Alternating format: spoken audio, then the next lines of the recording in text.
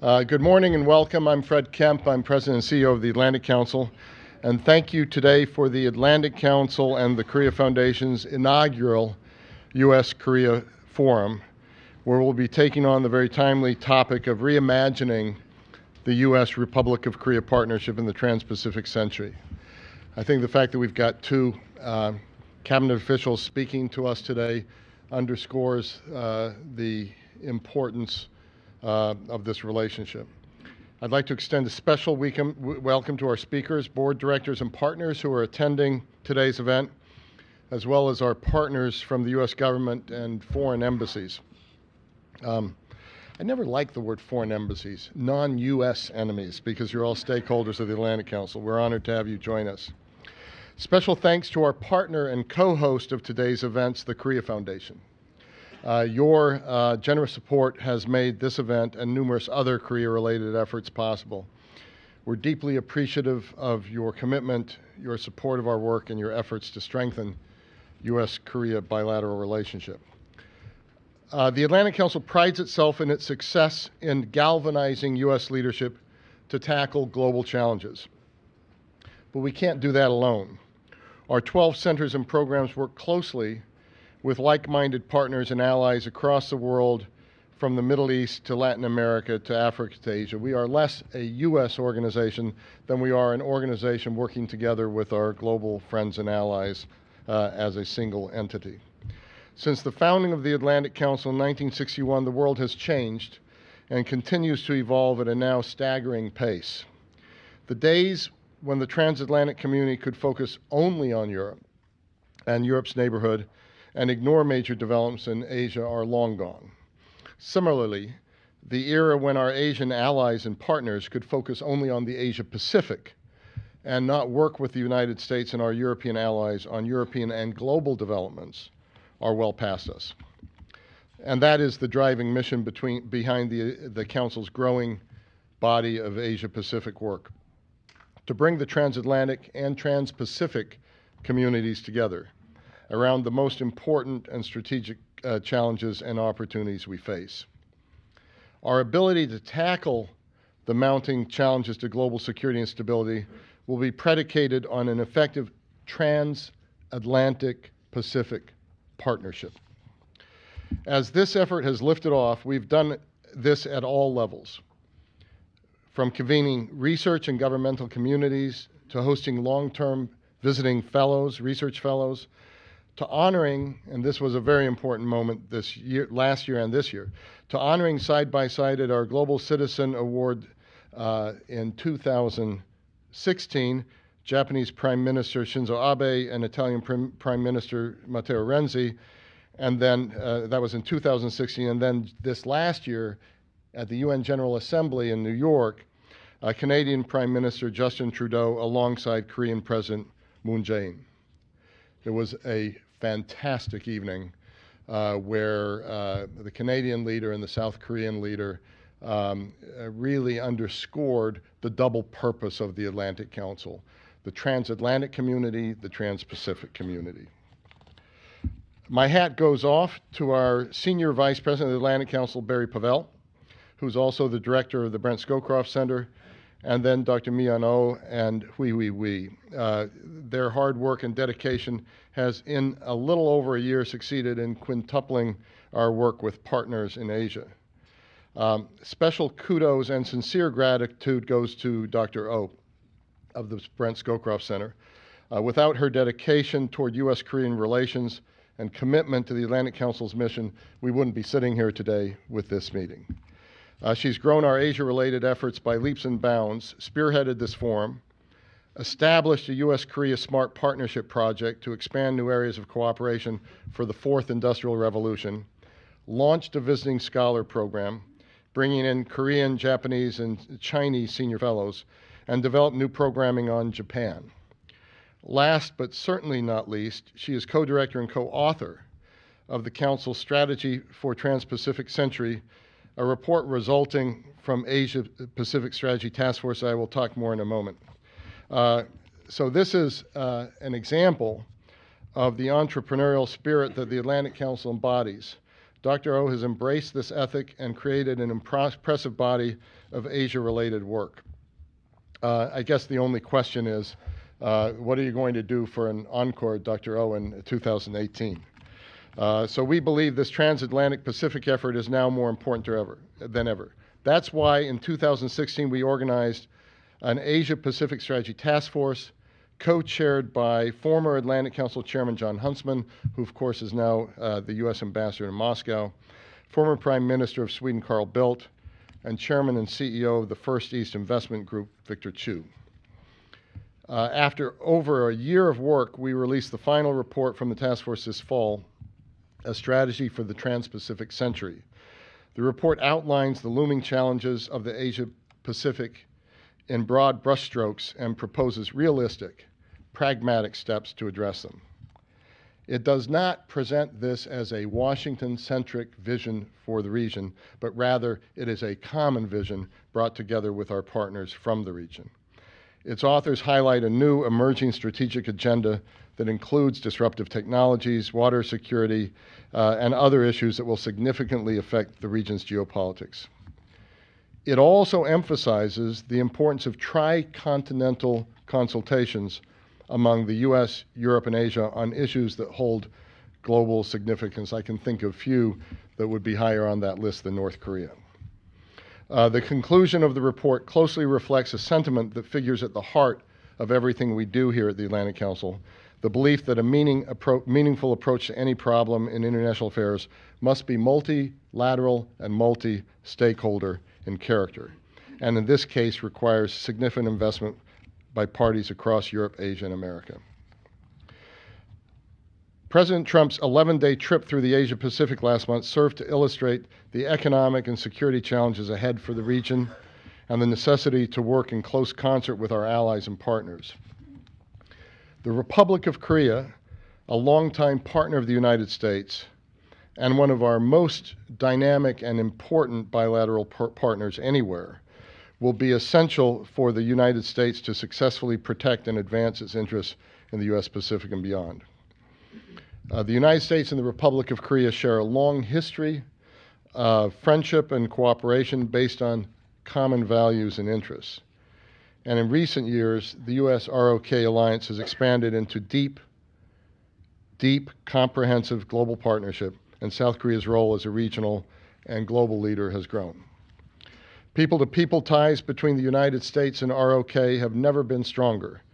Our military forces have worked shoulder to shoulder, not only on the Korean Peninsula, but also in the Middle East. Korea is currently the United States' sixth largest goods trading partner, with $112 billion in total two-way goods trade during the course of 2016. And South Korea plays a crucial role in bringing the Atlantic and Pacific communities together, given its strong ties and economic and geopolitical presence in both regions. This conference will explore how the U.S.-ROK relationship fits into the Trump administration's emerging strategy toward the Asia-Pacific, what the priorities are for the security alliance and economic partnership, and what the challenges and opportunities hold in the future.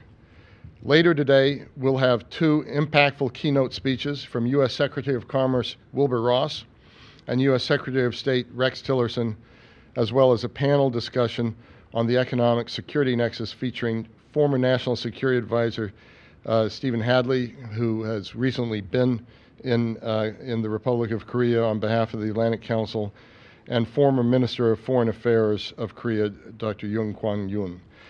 Steve Hadley is also an Executive Vice Chair of the Atlantic Council's board. Let me remind you that the sessions throughout the day are on the record and being streamed online. For those of you active on social media, please follow at AC Scowcroft and use the hashtag at AC Korea Forum. So that's at AC Korea Forum to join the virtual conversation. With that, I am pleased to welcome to the stage Ambassador Sihyung Lee, President of the Korea Foundation and a valued partner of the Atlantic Council, for his opening remarks. President Lee was Ambassador and Permanent Representative of Korea to the OECD from May 2013 through October 2018. During his term, he was the chairman of the Audit Committee for 2 years, increasing transparency of the OECD work. Prior to that, in 2011, he served for 2 years as Deputy Minister for Trade in the Ministry of Foreign Affairs and Trade, where he was responsible for directing and coordinating Korea's foreign trade policies and trade negotiations, as well as establishing and implementing foreign economic and trade policies. Ambassador Lee, thank you for your continuous commitment to the causes of your foundation and to building this relationship with the Atlantic Council. None of our work would be possible without the active support and engagement of closest partners and friends like yours. This inaugural meeting, I think we're off to a really good start for the years ahead as well. Thank you so much.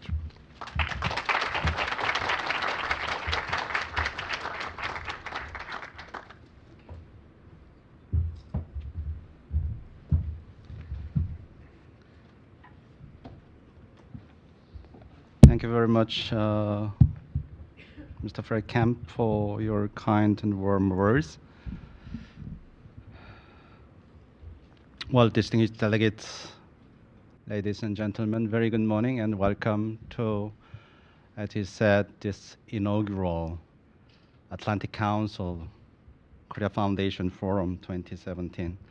It is my pleasure and honor to open this forum together with Atlantic Council.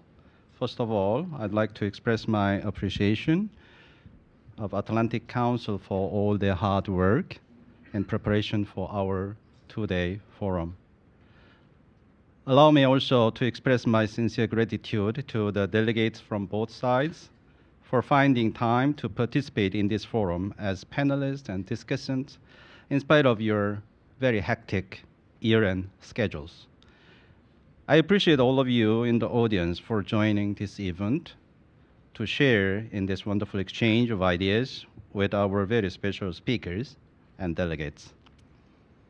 The Atlantic Council awarded President Moon Jae-in the Global Citizen Award 2017, as President Kempe just mentioned, in September in New York, for his dedication to the promotion of democracy in Korea throughout his life. I was honored to attend the ceremony at the invitation of the host institute, Atlantic Council. Taking this opportunity, I would like to express my gratitude once again to the Atlantic Council for choosing Korean President Moon Jae-in as the award winner of 2017 and allowing me to share in the precious moment. Well, throughout the dinner that night, I met with board members, supporters, and friends of the Atlantic Council, including Paula Dobriansky.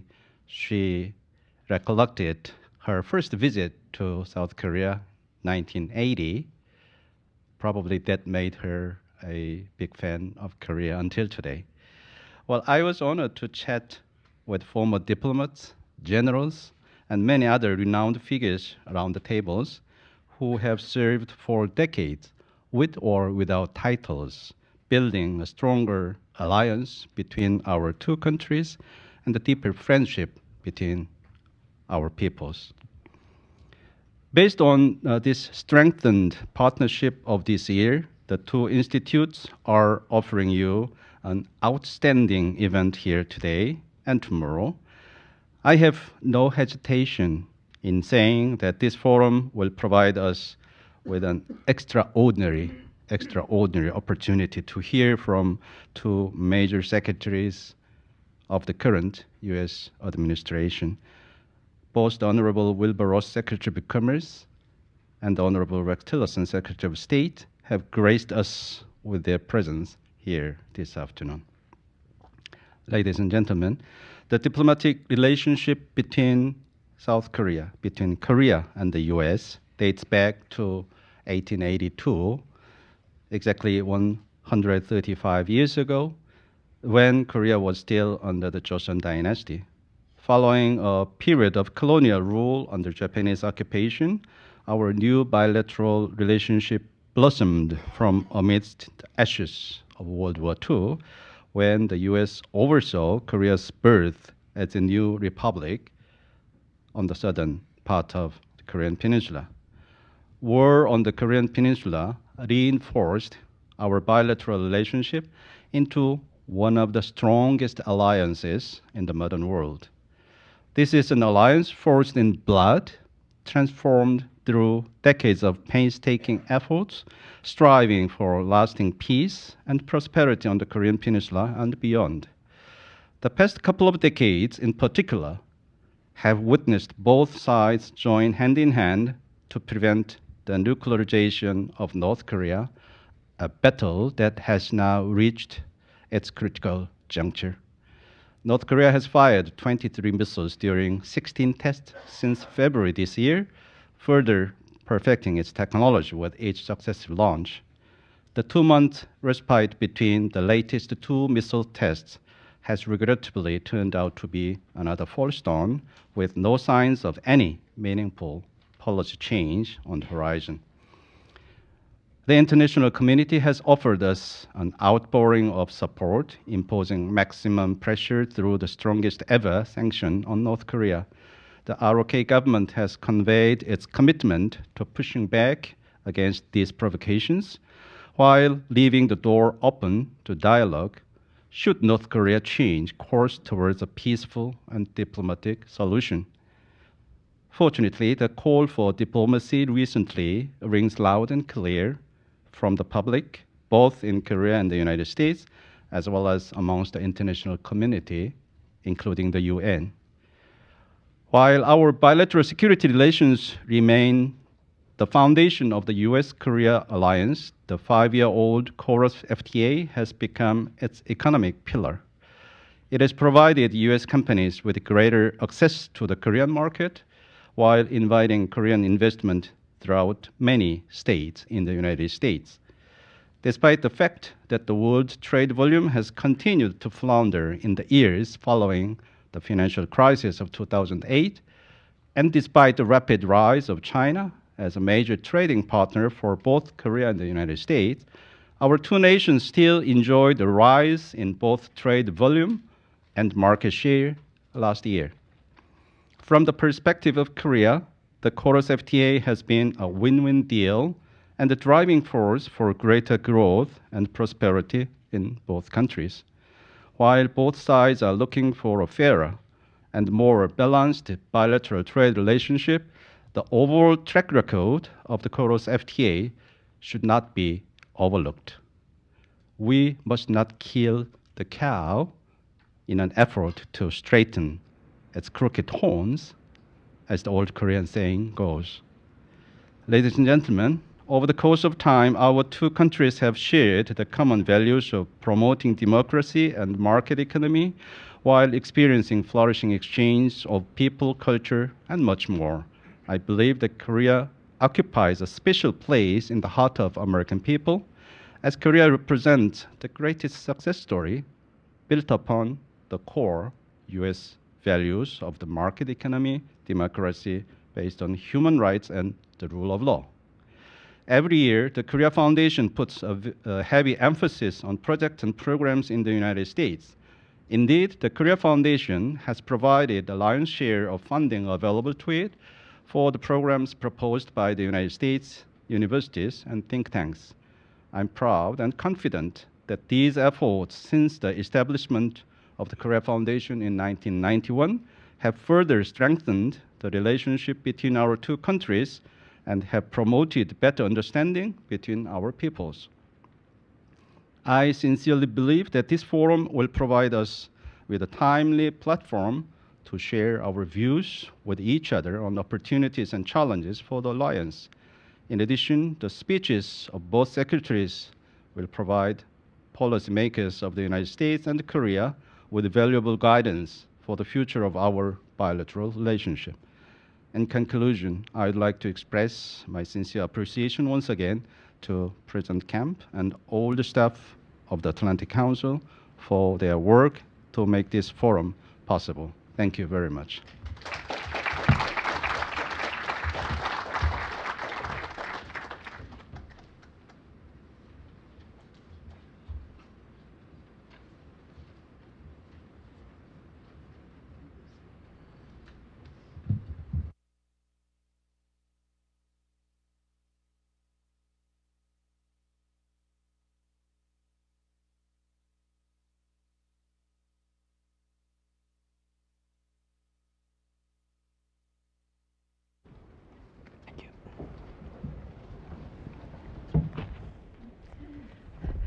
Good morning, everyone. I'm Paula Dobriansky. I'm a board member of the Atlantic Council and also on the executive committee.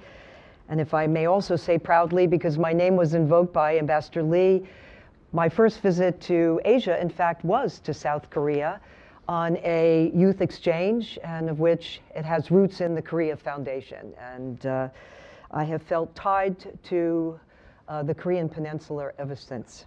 Thank you for that. I'd like to congratulate the Atlantic Council and also the Korea Foundation for holding this morning's forum, because it couldn't be more timely in terms of addressing the broad range of political, economic, security issues. This panel in particular is going to dig deep in looking at the economic and security nexus. Our very distinguished panelists are going to look at and examine the priorities, the challenges, and also the opportunities for the United States and ROK's alliance in the security and economic sector. So with that, let me introduce our very distinguished panel. We're going to hear first from Minister Young-kwan Yoon, who's the former Minister of Foreign Affairs and Trade in Korea, who's not only had a distinguished career in government, but also a very distinguished academic career. He's Professor Emeritus at Seoul National University. You joined the faculty in 1990. Before that, you were at the University of California, Davis, and you have countless books and articles, particularly on the topic of international political economy. So we're very fortunate indeed to have you here with us today, and we'll be hearing from you momentarily. And then we have Steve Hadley, who was the former National Security Advisor during the George W. Bush administration and also Deputy National Security Advisor. He was also in the George H.W. Bush administration as an Assistant Secretary of Defense for International Security Policy, and as our president, Fred Kempe indicated, he's an Executive Vice Chair of our board. So let me begin with you, Minister, if I may. President Trump just came back relatively recently from a very extensive trip to Asia. And during that visit to Asia, he delivered a speech in Da Nang, and in which he equated economic security with national security. How would you apply this very concept to the US-ROK partnership and relationship? How is it meaningful to us in particular? And thank you all for being with us. Okay, thank you very much for your very kind introduction, and let me express my sincere gratitude to the organizers of this conference, especially Ambassador Lee Sihyung of the Korea Foundation and President Fred Kempe of the Atlantic Council. And it is my great privilege to have the opportunity to talk on bilateral alliance before the distinguished audience. And actually, as an academician, I have been interested in international political economy as a field of mine. And I always thought that there is a kind of linkage between economics and security. Also, I assume that there is a nexus between the US economic policy and security policy in the last 70-some years after the end of World War II. For example, in the 1950s, the US provided an economic aid through Marshall Fund to the Western European countries, in the belief that economic growth, by helping economic growth in West Europe, we can, deter the expansion of communist influence in West Europe. That's one typical example of the nexus between economic policy and security policy of the United States. And let me turn to bilateral alliance, a relationship between the ROK and the United States. And actually, about a month ago, President Trump visited Seoul, and he gave magnificent speech At that time, Korean people were having difficult times psychologically because of this nuclear crisis caused by North Korea. And they were wondering whether the U.S. will remain as a staunch ally that can help South Korean people to live in peace. And he gave a wonderful speech, and one of my friends told me that it was one of the best speeches made by foreign leaders in Seoul. I was very impressed by the speech. And during his speech, he mentioned about Korean financial crisis of 1997. He mentioned that many Koreans lined up to contribute, to donate their precious possessions like wedding rings or some other precious possessions to help our government to recover economically. And at that very time, the U.S. policy was another example of the existence of nexus between economic policy and security policy. Because on the Thanksgiving Day of December 1997, top policy makers of this government had a conference call for several hours discussing what to do about the Korea's financial crisis. And then at that time, National Security Advisor Sandy Berger and Secretary of State Madeleine Albright argued that the U.S. should help Korea, because otherwise, social instability will be utilized by North Korea for, certainly, and they decided to provide some package of economic financial assistance to South Korea at that time. So, that's another example of nexus between economic policy and policy and security policy in terms of maintaining a strong alliance between two countries. Let me talk about Chorus FTA. In 2007, President Roh Moo-hyun initiated this negotiation on concluding Chorus FTA, and that was very reasonable and wise decision, because it could level up upgrade alliance relationship between Korea and the United States into a military economic alliance, and it strengthened bilateral ties in that way. And in the later period, by Lee Myung-bak government, this alliance could develop into a global alliance, covering all diverse important aspects of international cooperation.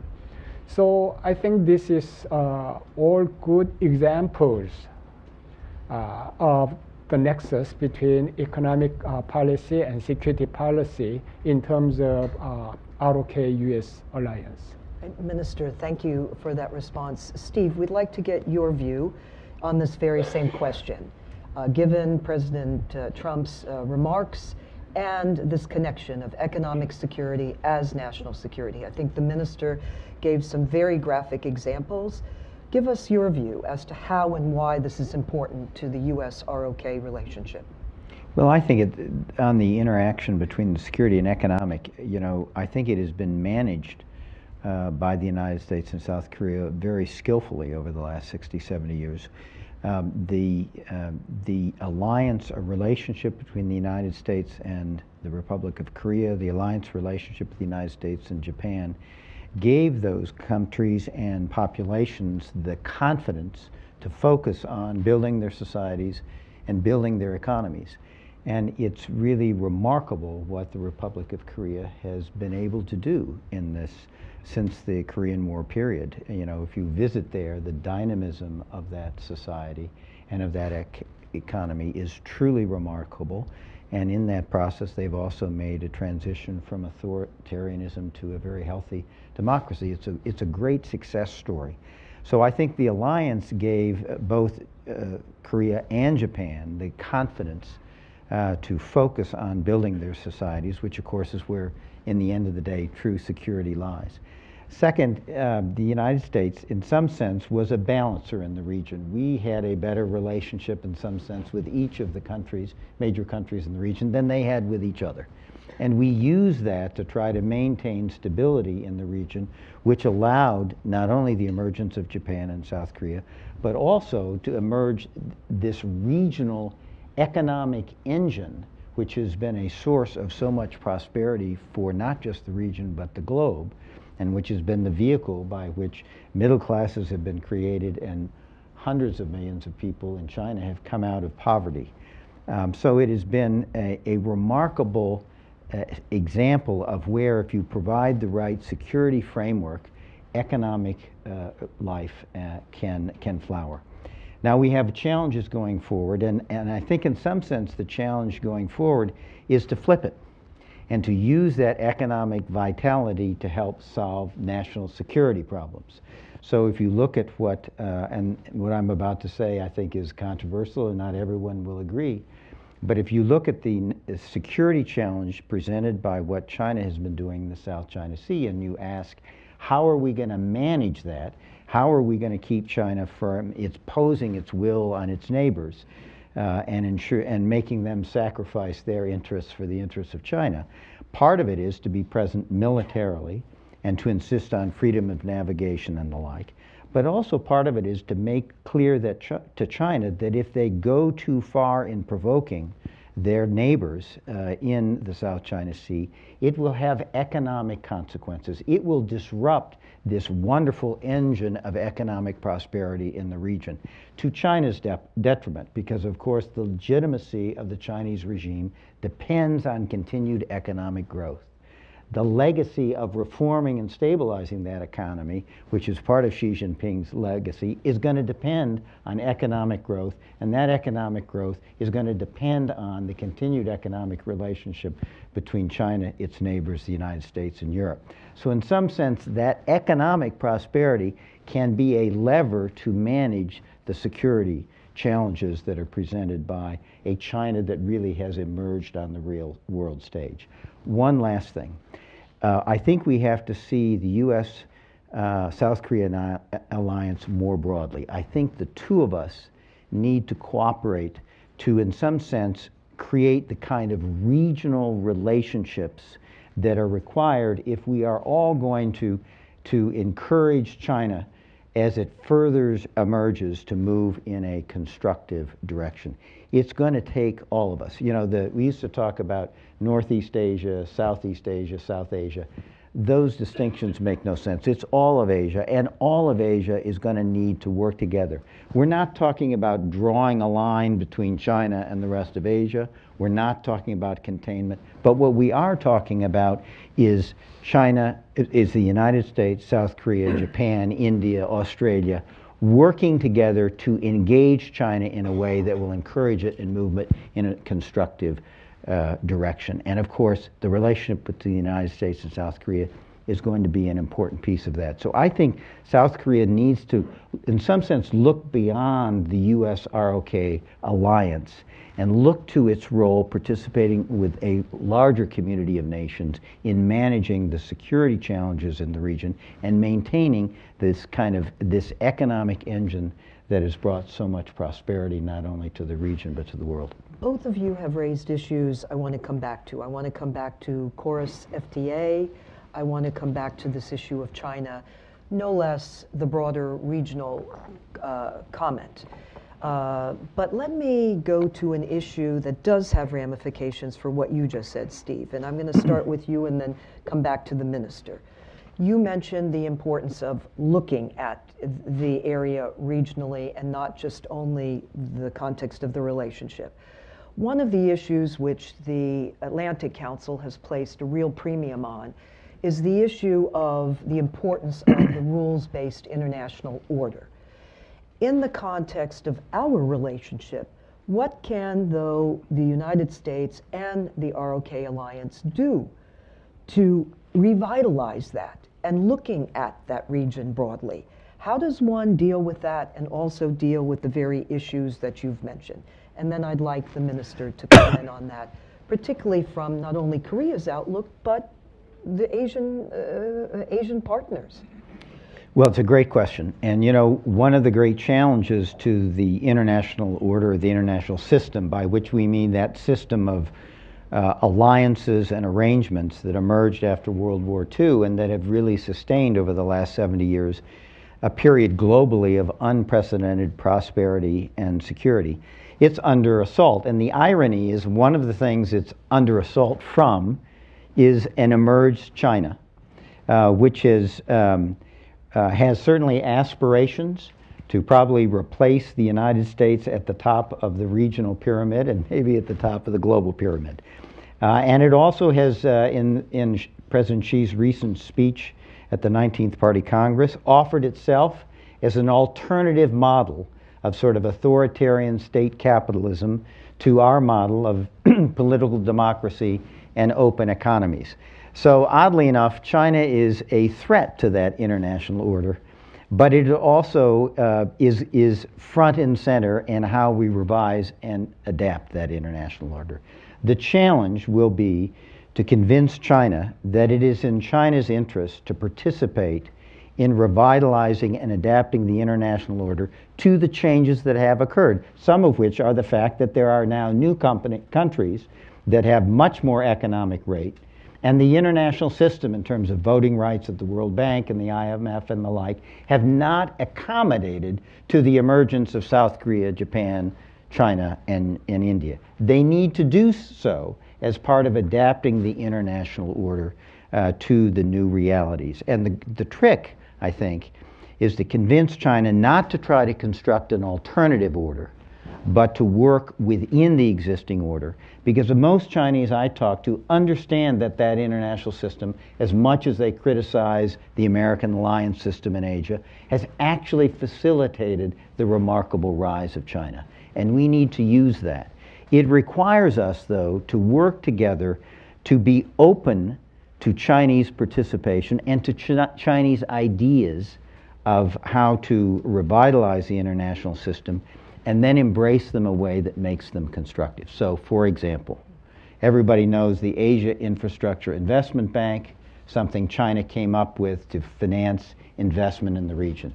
The United States kept it at arm's length, encouraged our friends and allies not to join. It went forward anyway. Most of our friends and allies have joined. And surprisingly, it has turned out to be a fairly transparent institution, governed by international standards, partnering with existing international institutions. It's a model, I think, what the United States and Korea needs to do. We need to embrace China's instincts to participate in the international system, in support giving them, and India, for example, a proportionate role in those institutions, and where they have ideas for creating additional institutions like the One Belt, One Road initiative, we should respond not how the United States did with the Asia Infrastructure Investment Bank. We should embrace those institutions, try to participate, but on our terms.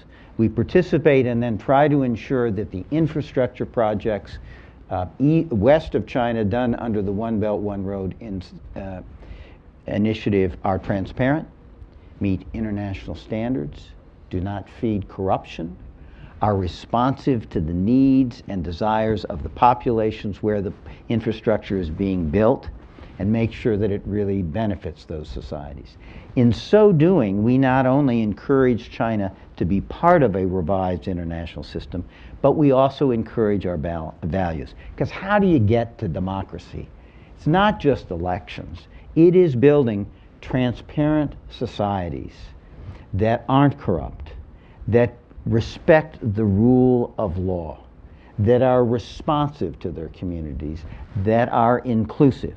In some sense, you build democratic societies by the bottom up, and by engaging in things like the One Belt, One Road initiative, we can not only try to bring China into the international system, but we can actually advance our values and principles, which will help advance the cause of democracy over the long term. Minister, let's hear from you. Do you see it the same way? Can the United States and the ROK revitalize the international rules-based order with like-minded countries in Asia? And also, as Steve was describing, throwing a broader net in terms of, let's take China, for example. How do you see it? Okay, let me answer to that question by taking a step back and view this issue from a broader perspective. And it is not easy to deal with the rising big power like China historically. I mean, the failure of dealing with a rising Germany after unification in 1871 led to World War I. And probably we may be experiencing a similar kind of difficulties in dealing with China. And how to, every rising, big power wanted to expand its own sphere of influence, and it wanted to take a more important role in international politics or something like that. But I think that kind of desire of the rising big power should be based on international rules and norms or something like that.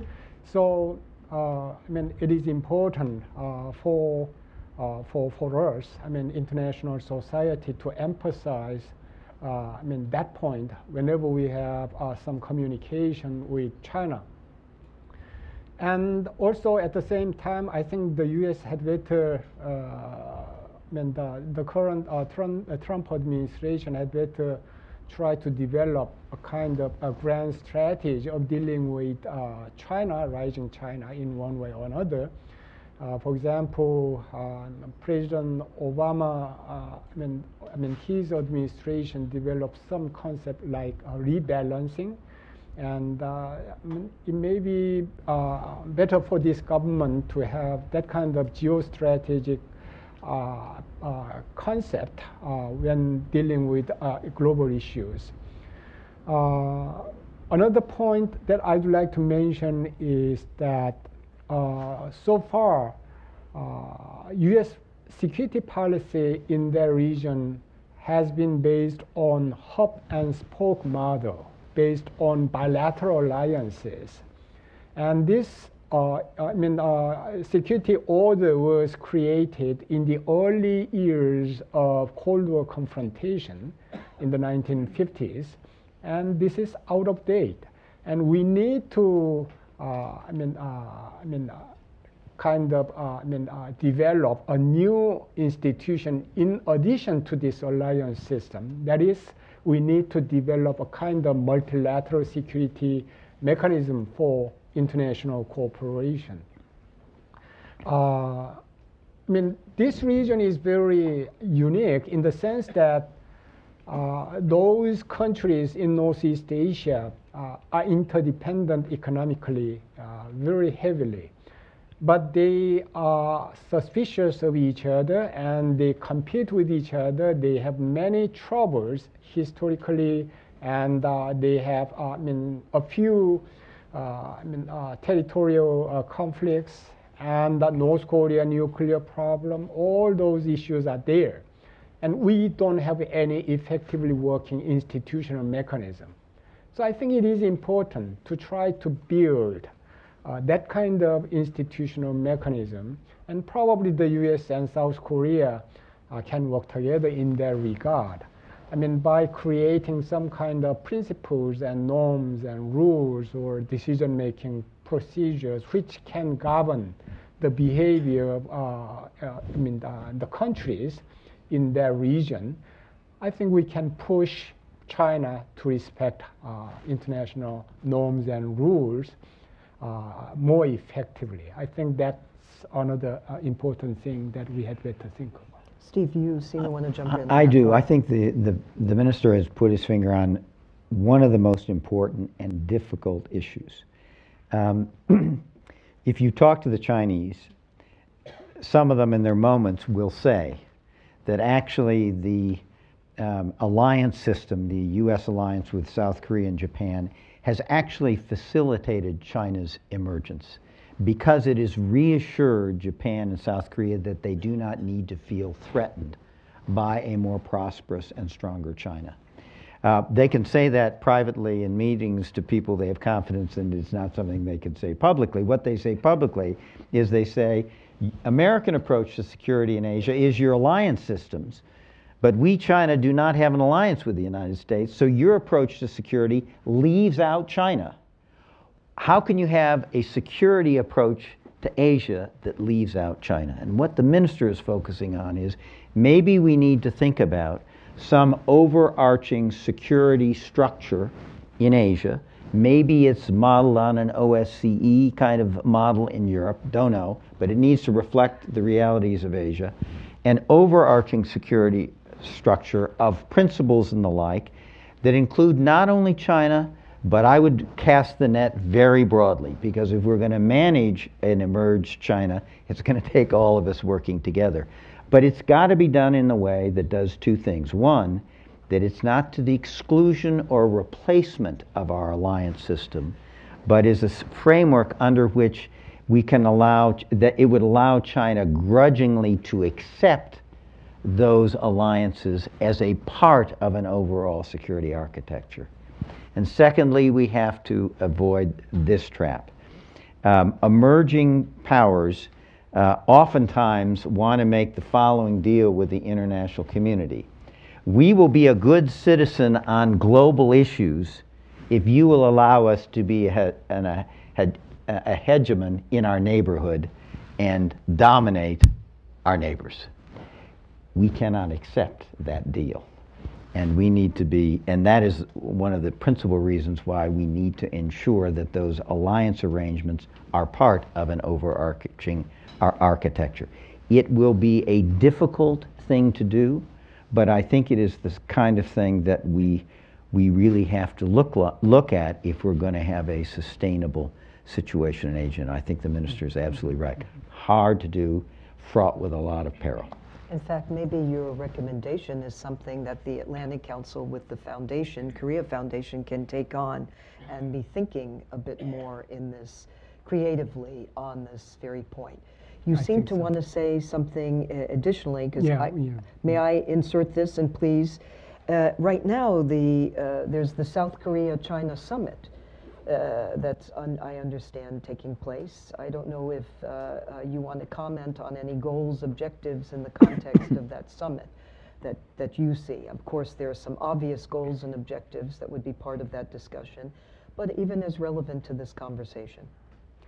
Basically, Korea's goal in that summit, would be to stabilize bilateral relationship, because it suffered a lot in the recent 1 or 2 years because of THAAD deployment and China's economic retaliation. And we are suffering from that, and we need to stabilize bilateral relationship further. And that's one goal. Another goal may be Pyeongchang Olympic in February. And we want a successful Winter Olympic held in Korea. And probably Chinese support and cooperation will be essential in having that kind of successful Olympic game. Mr. raises another very interesting point about that. We talked about, and I talked about, how we could try to use our economic interdependence to put pressure on China on security issues in the South China Sea. China has just shown how that can go in the other direction. They tried to use the economic relationship between China and South Korea's dependence on that economic relation to influence a decision by South Korea as to whether to accept THAAD anti-ballistic missile capabilities directed against North Korea. And it is one of the things I think the United States and South Korea need to talk about. It's one of the worries I have. And you see it if you talk to experts on Southeast Asia. This Chinese economy is so big, and the dependency of countries in the region on it is so great, that China is beginning to turn that into political influence, not only on affecting national decisions like the THAAD decision by the South Korean government, beginning to affect local elections, local organizations. And again, this is something we have to go into with our eyes open, this enormous panda that has emerged on the scene. And it's one of the reasons I think it's terribly important, as attractive as the China market is, that countries in the region maintain an effort to diversify their economies, maintain trade with the United States, encourage trade with India and the like, so that nobody is overly dependent on China. It's just good, sound policy.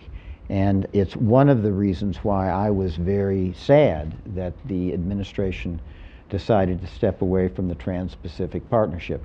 I thought it not only had some trade benefits, but for me it was the geopolitical benefit of embedding the United States in the region and helping countries diversify their economies economically so they were not overly dependent on China. Because China, look, China is very good at using pressure. I used to say that, you know, the problem with giving in to Chinese pressure is you don't even get a thank you, all you get is more pressure. And so it's part of managing this giant panda that has now emerged in Asia. Yeah, let me add a few more points. Please. And Please. actually, we Korean people were hurt very much through this kind of economic retaliation by China in the recent several months. We remember that President Xi Jinping, in his speech at Davos Forum this year, that China will continue to lead free market and liberal economic order, etc. But what actually the Chinese government did on this specific issue is just against that kind of a spirit stated by President Xi Jinping. And as you mentioned, and nowadays many Koreans are thinking that we need to diversify our economic relations with other, foreign countries, because too heavy dependence on specific one country may be dangerous. Yep. And I think it was a kind of strategic miscalculation on the Chinese part to apply the kind of economic pressure because of the security decision made by Korean government. Because when there was a conflict in 2013 between Japan and and China on the East China Sea, the result was Japanese effort to diversify economic relations with other countries. Probably if China continues that kind of pressure against South Korea will follow suit of Japan. Let me go to the issue that you raised before. You talked a bit about, in your response to the first question, about Chorus FTA and where that is. There's the issue of the fate of a Chorus renegotiation, and I know that it's going to be closely watched. I think in the region, I think certainly from some here at home. What would be the impact, in fact, for, I would say, our alliance if these negotiations were not successful? What's the impact for our alliance, and what's the impact for the region if this didn't get renegotiated successfully? The impact will be tremendously negative, and the psychological cost of collapse of negotiation or abrogation of KOROS FTA will probably overshadow the material, cost or economic cost, because South Koreans may feel that this is the indication of seriously weakening alliance relationship with the United States, and their trust in the United States will seriously affected. I sincerely hope that the negotiation will be very successful, and I'm concerned much because once I read a newspaper article which is published by in this country, major newspaper, and it reported about President Trump's trade policy, and in one story it said that once in the beginning of this administration, President Trump originally decided to destroy NAFTA. But one of his very influential economic advisor could succeed in persuading President Trump, and they decided to give up KOROS FTA instead of NAFTA. And when I read that newspaper article, if this happens, it would be really disastrous in alliance relationship, because this is very symbolic, and this has very important symbolic meaning in terms of security relations as well. So I think the negative impact will be tremendous. Let me take that just a little bit further. If that is the case, and let's say if also there are the attempts at the establishment of various bilateral agreements in the region at large, and if they don't take hold, and it goes to options that had been discussed previously, meaning the regional TPP 11, or even the Japan-EU, the intra-regional multilateral agreements, what are the consequences of that? And consequences in terms of the U.S. role in the region, our relationships, and also for U.S. businesses. I agree with Dr. Hadley when he mentioned that TPP might have been very, good, political instrument for influencing China's behavior. Mm-hmm.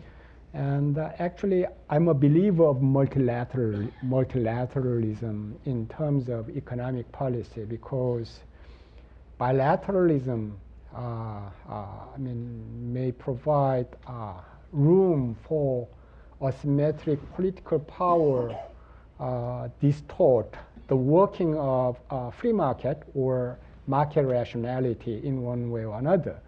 So, the market rationality will be significantly weakened by bilateral approach, and that's the reason why I support multilateralism. Once I met a high-level economic official of the Japanese government, and I told him that why don't you continue with TPP even without the United States, because there should be some country which can provide international public good. And in that way, Japan can increase international role, and it will be contribution to the stability of international economic relations or something like that. And I was pleased to see Japan playing that role these days. Mm-hmm. All right. Let me go to another issue. And by the way, just to put all of you on notice, I'm going to come to all of you. I have a few more questions I want to ask in the energy sector. And then let's hear from you and have a dialogue. over other issues that have been discussed and things that are uppermost on your mind. You know, one important area of this very nexus of economic security is certainly energy. And Steve, I want to go to you first because you mentioned in your comments earlier, you were talking about this issue about the protection of the sea lanes. And it's not only from a security standpoint, but certainly the sea lanes like the South China Seas are crucial because the oil tankers that are traversing, it's a core security concern as to freedom of navigation, their ability to get through without disruption. So can you address a bit about how this very issue of energy fits in to our overall security calculation? Certainly Korea and others in Asia are very dependent on oil, hydrocarbons from the Middle East, from different locations. Maybe put this into the overall framework. It's something that we haven't hit upon here. Well, it goes to the theme that the minister suggested, which is any economy is smart if it has diversification in terms of its trading relationships and, of course, diversification in terms of its energy supplies. And, of course, the new kid on the block in terms of energy supplies is the shale oil and shale gas that has been available and has now been found in the United States, and the prospect of turning that to LNG and then shipping it to South Korea. You know, that is a win for South Korea because it is a further diversification of supply. It's a win for the United States because it strengthens our tie with South Korea. Will also contribute to improving our balance of payments situation with South Korea, which of course is something that the President of the United States cares very much about. I'm not an energy guy. I cannot, you know, go into the specifics of how realistic it is. It seems to me it's worthy of a great deal of exploration and support. And I think it's the kind of thing that I think this Secretary of Energy and this administration will warm to. Can I just make one point on this? You know, I'm a little more hopeful maybe than the minister. I'm congenitally that way anyway, but if you look at the election campaign, President Trump raised real questions about our alliances, both in Europe and in Asia, and real questions about trade agreements generally and multilateral trade agreements in particular as being bad deals for America. On the alliance issues, he's clearly shifted. And you know, his first trip overseas was in Riyadh. He reconnected with America's traditional allies in the Middle East. A strong relationship with Shinzo Abe in Japan, a good speech in strengthening of the relationship with Korea.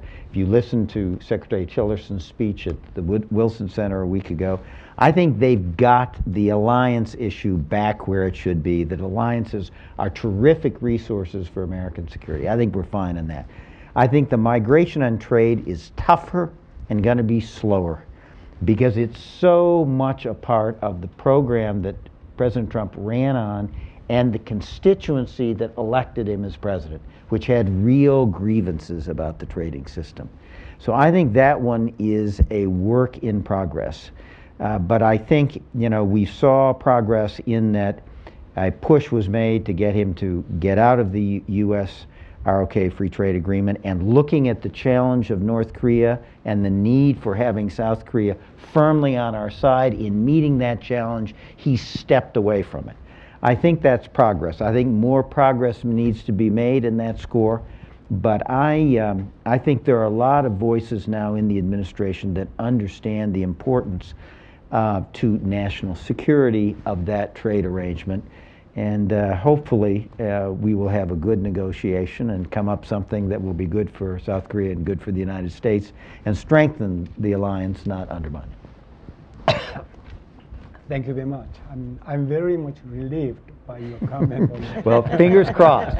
Fingers crossed. Thank you very much. Minister, would you like to just make a comment about the energy issue? Because Korea that's right. Certainly is a major importer of LNG. And then also you've begun, as I understand it, to import some oil and gas from the United States. And there is this topic, very topic, literally is at the center of economic and security issues as well. Sure. Yeah, that's right. Actually, Korea has been depending too much on coal when they produce economic power, and electric power, and we need to reduce that dependency on coal further, and we will continue to increase our import of LNG in the future. And actually, very recently, SKENS made a contract with U.S. company to import 2.2 million ton every year for 20 years, beginning from 2019. And GS, another Korean company, made another contract to import 600,000 ton every year, beginning from 2019. So I think we are going toward that direction. Importing shale gas from the United States will, make sense in economic terms from this private, from the perspective of these private companies, and also it will, contribute to improve, U.S. trade, deficit with Korea in one way or another. All right, well, thank you for that. Let's open it up for questions. I'm sure there's a lot of interest from the audience in terms of issues raised. Let's go right here in front to board member Paula Stern, if you will. And if you don't mind, introduce yourself, even though I did, and please. Just as Paula said, I am Paula Stern, and associated with the Atlantic Council, and I have my own consulting group. And thank you for a fabulous discussion and wonderful questions and very interesting answers. I'd like to ask you a question and you a question, please, sir. Would you, Steve, please elaborate on the OSCE for Asia? I think that is just a very, very important metaphor that we should really be thinking about it at this point. And thank you for bringing it up, but I'd love you to put some even more meat on the possibility of launching a negotiation in this administration. And with regard to China and Korea, I would be very interested in knowing more about the experience Korea has had with Chinese retaliation, trade retaliations. Those are my specific questions, and I know we're going to delve deep more. I'm so glad we put the energy right up there at the top, because I do think that's a huge opportunity from a domestic political point of view, because the president is so focused on bilateral deficit counting, and because energy has really not played a role in our U.S. domestic political discussions with regard to chorus or WTO or whatever, because it has not been subject to WTO rules, but could play a huge important role domestically in our political debate in reflection to the technological opportunities that shale oil gives us. Thank you, Paula, for those two questions and your comments. Minister, I'm going to work backwards, if that's okay. Why don't we start with you, and then we'll go to Steve. For example, the Chinese government prohibited Chinese tourists visiting South Korea, and we suffered a lot. And also, we have one of the biggest,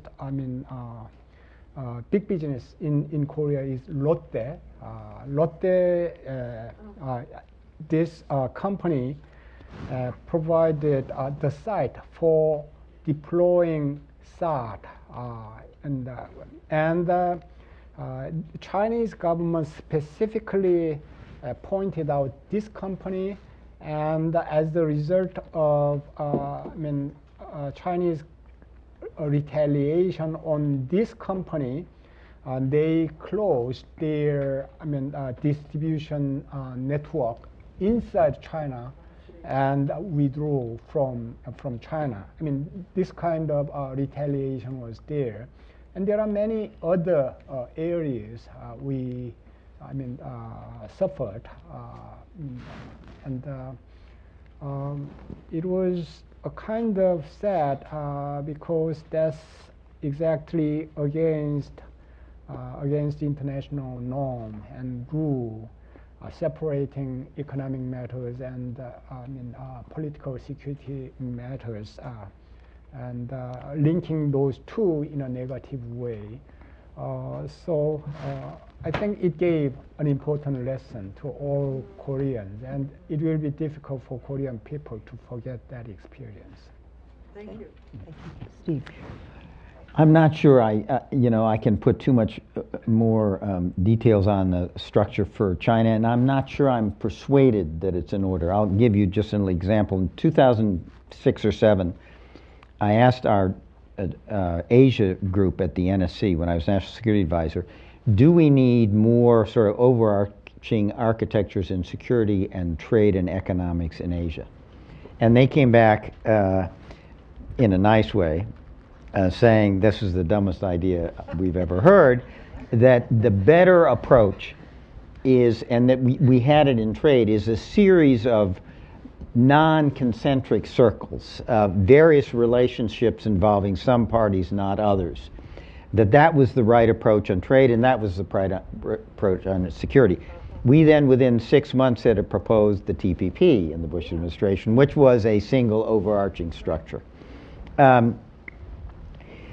It may be that a better approach is to have countries increase their own security arrangements with China, things like transparency, exercises, notifications.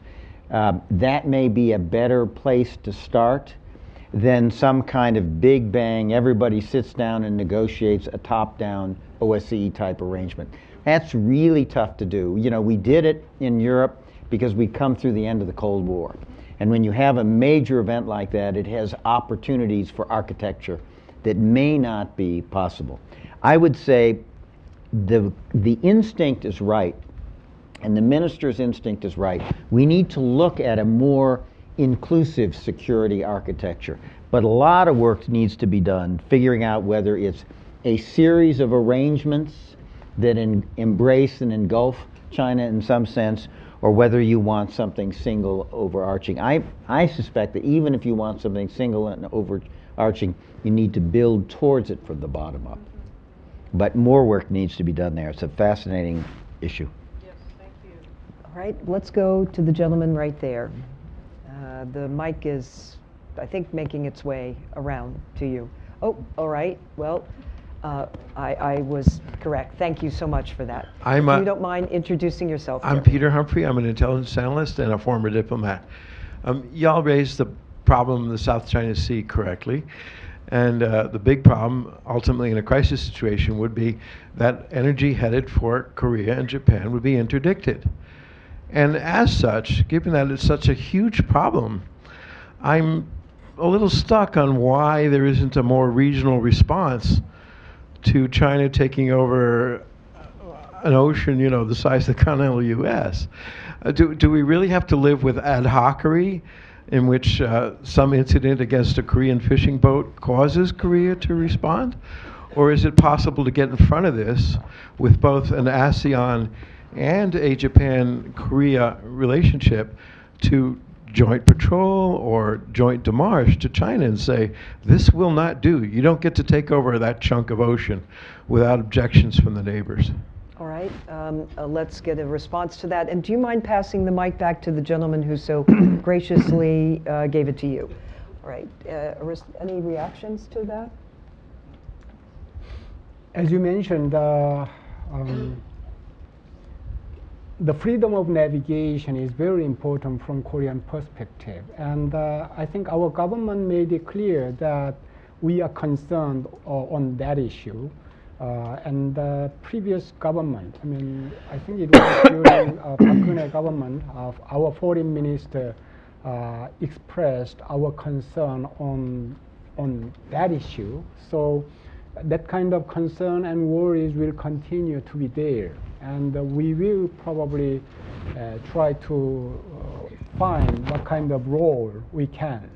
I mean, in addition, if I mention, I think, yes, it is important to have a kind of collective action, international collective action on that specific issue.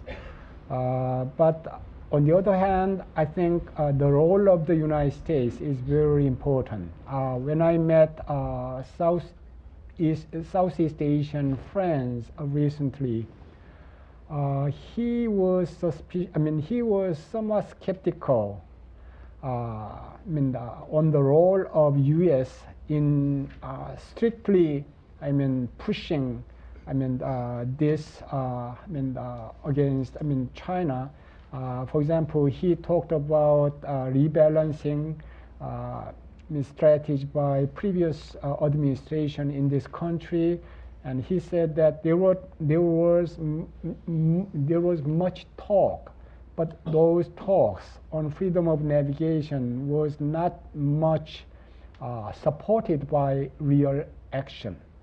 So kind of gap between those two, and that kind of discrepancy, I think, weakened the confidence of Southeast Asian people on the will of American government to push, internationally on this point. All right, thank you for that. Sir, you have the mic, and if you'll introduce yourself. Bob Icord from the Atlantic Council, formerly the State Department. I was listening to the various threads on the energy, and thank you, Paula, for bringing up the energy issue. I think that having been involved in the energy community in Eastern Europe with EU, it seems to me, in listening to some of the discussion, that it is potentially possible to create something like that in Asia. And that framework was very much focused on energy security and trying to promote transparency, investment, collaboration, reforms throughout the Balkan and the Black Sea regions. So I think that, and given the common dependence of the countries in the region and the potential to diversify, as you've said, in terms of the U.S., not only U.S., but Canada and potentially Mexico in terms of North American supply, that this might be a way of approaching the question, and to Fred Kemp's point earlier, getting the EU involved in the process to bring the experience that they've had into trying to put together an institutional framework like the energy community. So I'd be interested in your reactions. All right, thank you for that. And by the way, I'm going to get some questions on this side. I will go to the other side, and I also have a Twitter question. Would either of you have a reaction to that? To the comment? Would you like to? Sounds right. What can I say? Yeah. And, also, energy issue, I think, had to be included if we can, establish a kind of multilateral cooperative mechanism in that region. I think that is another very important agenda or topic for discussion. Can I just say one thing on earlier on this one? America should lead. We should do more on freedom of navigation. We should be more present in the region, to the earlier question. But allies need to follow.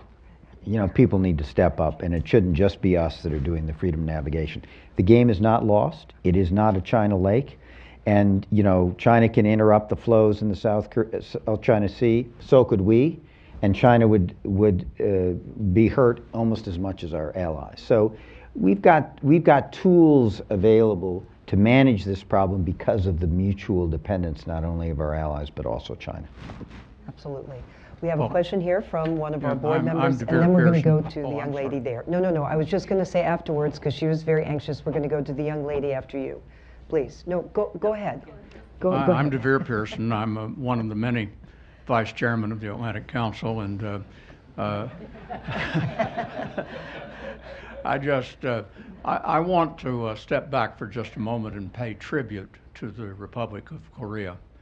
I spent the year of 1955 in Korea as a very, very young Army officer, and mostly in Busan, but 3 months up on the DNZ.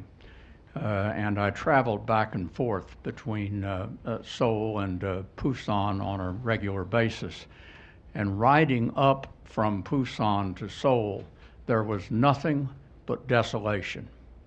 There was just hardly a building standing. And when you got to Seoul, you'd get off the train and go to pick up your Jeep or your helicopter, whatever was taking you up to the DMZ, and you'd look up the street from the train station, and there was nothing but rubble all the way up and down the street. And then on the DMZ itself, you were going back and forth between U.S. patrols and Chinese patrols, and there was no building there. It was all military. I went back to Korea in 1989 on legal business, and I took I went down to the train station and walked up the same steps, and there were nothing but skyscrapers all the way up the way. And the DMZ was just about the same.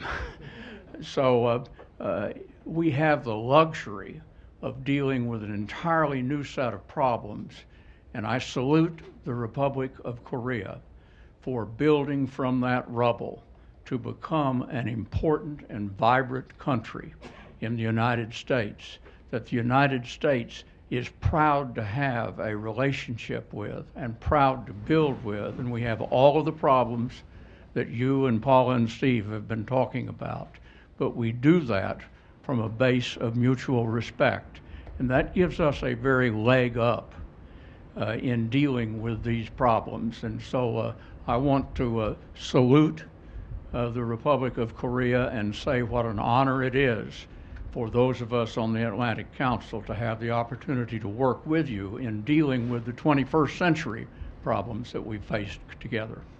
Thank you very much for your very thank you very much for your very kind comment, and thank you also again to talk about Korea when I was 3 years old. And that was fascinating, description of what our country looked like. And actually, the United States, provided a security environment for Koreans to achieve that kind of economic growth and democratic governance during the several decades in the past. So we appreciate it very much. Thank you very much. Thank you very much for that heartfelt intervention. Yes, please. Thank you. This is Leah from Voice of America's Mandarin service. China recently took some very unusual moves by closing the major bridge across the border between China and North Korea. It's also planning to build refugee camps along the border. So this question is for both of you. I'm wondering what's your take on that? Are United States and China, or even South Korea, talking about some contingency plans with regard to a possible crisis in the Korean Peninsula? I also have a question for Mr. Hadley. Words came out recently that the Trump administration has completed its China policy review. I'm just wondering if you've heard anything about that, and in your view, what kind of China policy you think we should have? Also, I'm curious to hear from you about what you think President Trump is handling the U.S.-China relations. Okay, thank you very much. And if you'll pass the mic to the gentleman right there. Thank you. Please. Would you like to begin first, Steve? I have not seen their China strategy. I think they've set the table pretty well in terms of approaching China and dealing with North Korea. I don't think they've yet put the dinner on the table or eaten it, but I think they've set the table pretty well. And one of the things they've done, and you know, President Trump has been criticized for his rhetoric being too bellicose, but it has had the effect, you know, people say, well, you know, the risk of war is 40%. We can talk about all of that, and there are risks involved, but the fact that people are talking about that suggests that people are taking seriously the threat that North Korea poses. And that's, of course, one of the things the administration wanted to get people to do, that strategic patience was over. We had a real problem and we needed to focus on it. And I think the actions you suggested are fruit of the fact that the Trump administration has gotten China's attention. They signed on to the latest UN Security Council resolution, which was tougher than I expected. They have actually taken steps to interrupt joint ventures between Chinese companies and North Korea companies, interrupt banking relationships, even beyond that resolution.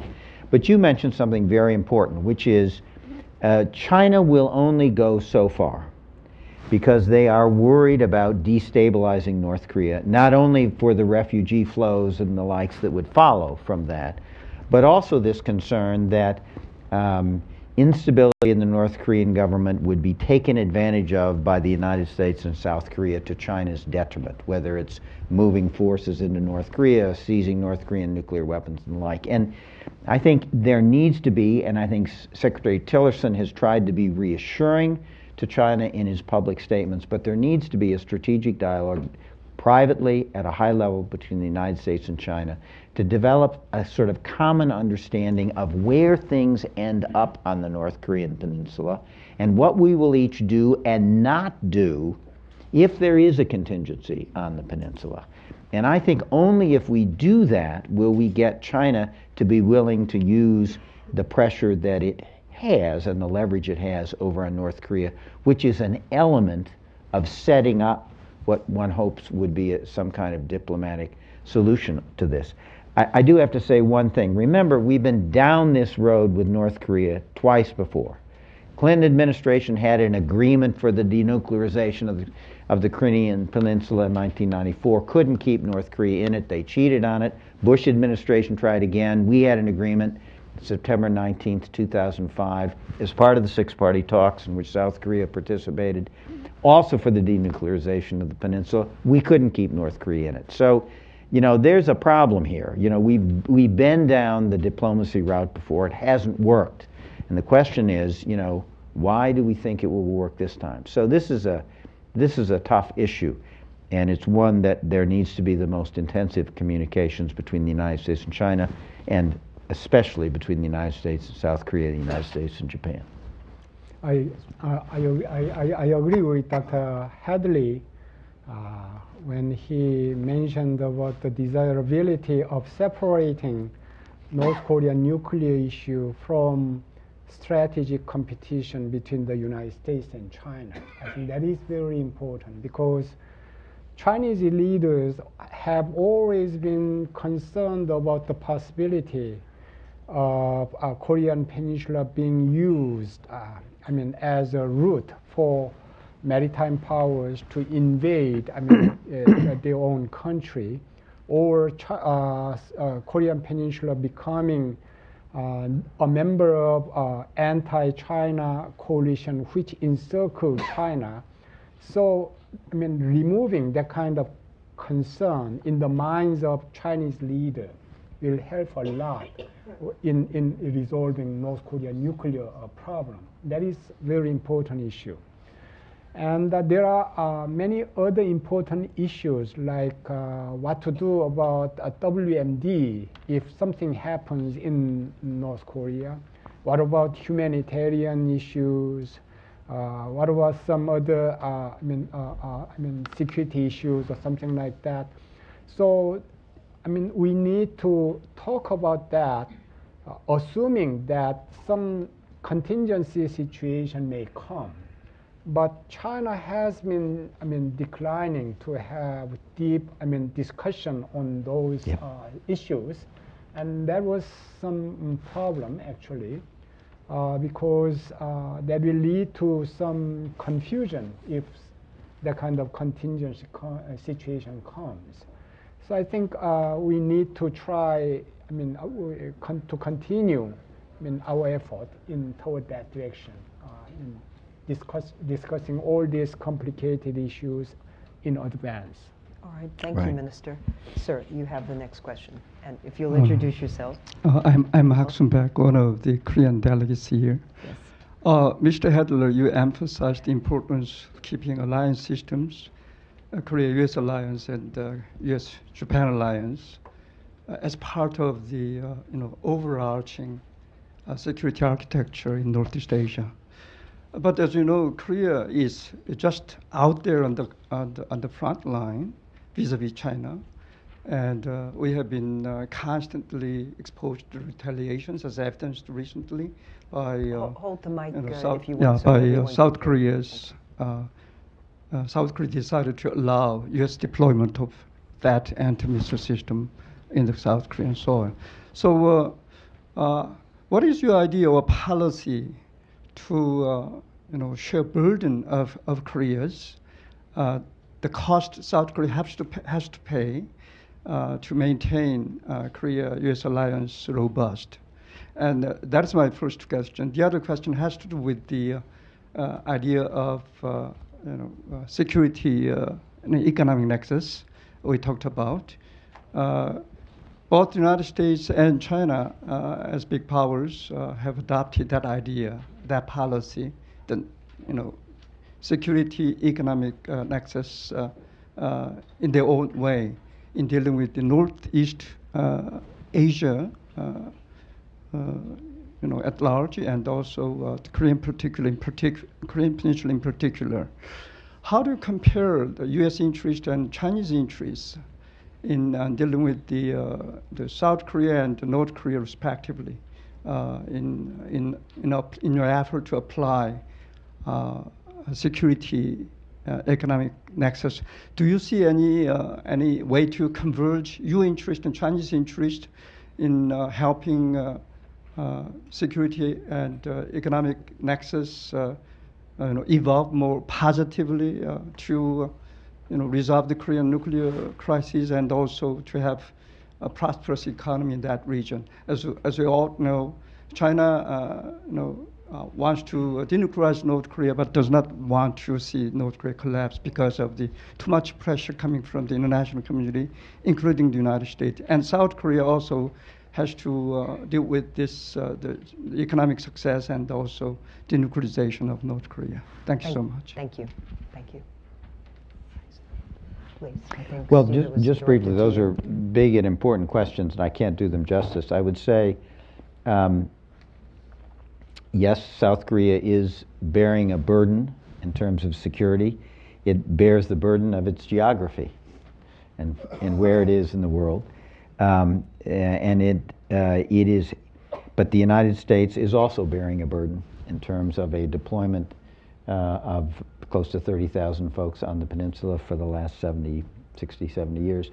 And I think there is an ongoing dialogue. South Korea needs to pay its fair share. Some people think, including President Trump, that our allies need to share more. I think people don't appreciate how much South Korea already does, not only for its bearing the burden of its own security, but contributing to the U.S. contribution to that security.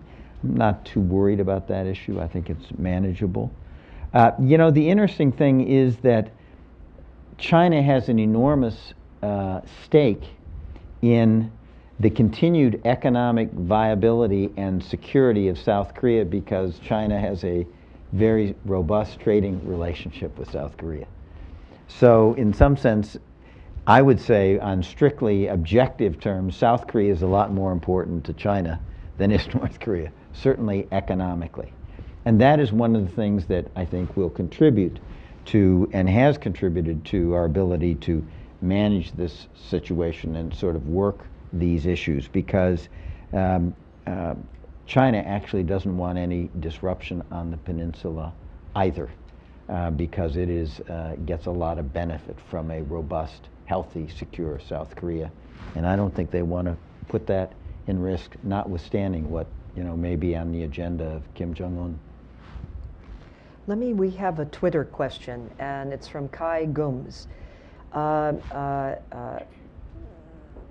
question reads, with China becoming a regional leader, and as it is already an economic powerhouse, how should the U.S.-ROK alliance shift to balance China's preeminence along these economic and regional security? The term here was used as divides. But I think we touched upon this a bit earlier. Mm-hmm. But only reason I wanted to come back to it was because also we're at the end, almost the end of our session, and I want us to end on time. This question really hits upon the architecture and the concept of developing a new architecture. You had mentioned, Steve, throwing a wide net, and you had mentioned very specifically looking at new institutions and new ways of doing things. So I'm going to take the Twitter question and just blend it with this for a closing question to both of you. Given all the areas that we have discussed, first, what is the message that you would want to convey in today's forum about our alliance, the importance of the alliance, and also what is the way forward? Is it only about the recrafting of this architecture?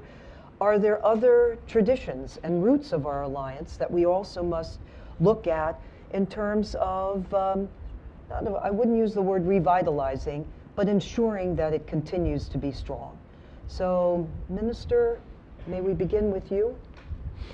There are many difficult, international issues in Northeast Asia, and I think among those difficult issues, North Korean nuclear problem is probably the most urgent difficulty, and if we can resolve a North Korean nuclear problem through strong alliance relationship in one way or another, the impact will be spreading out toward other issue areas.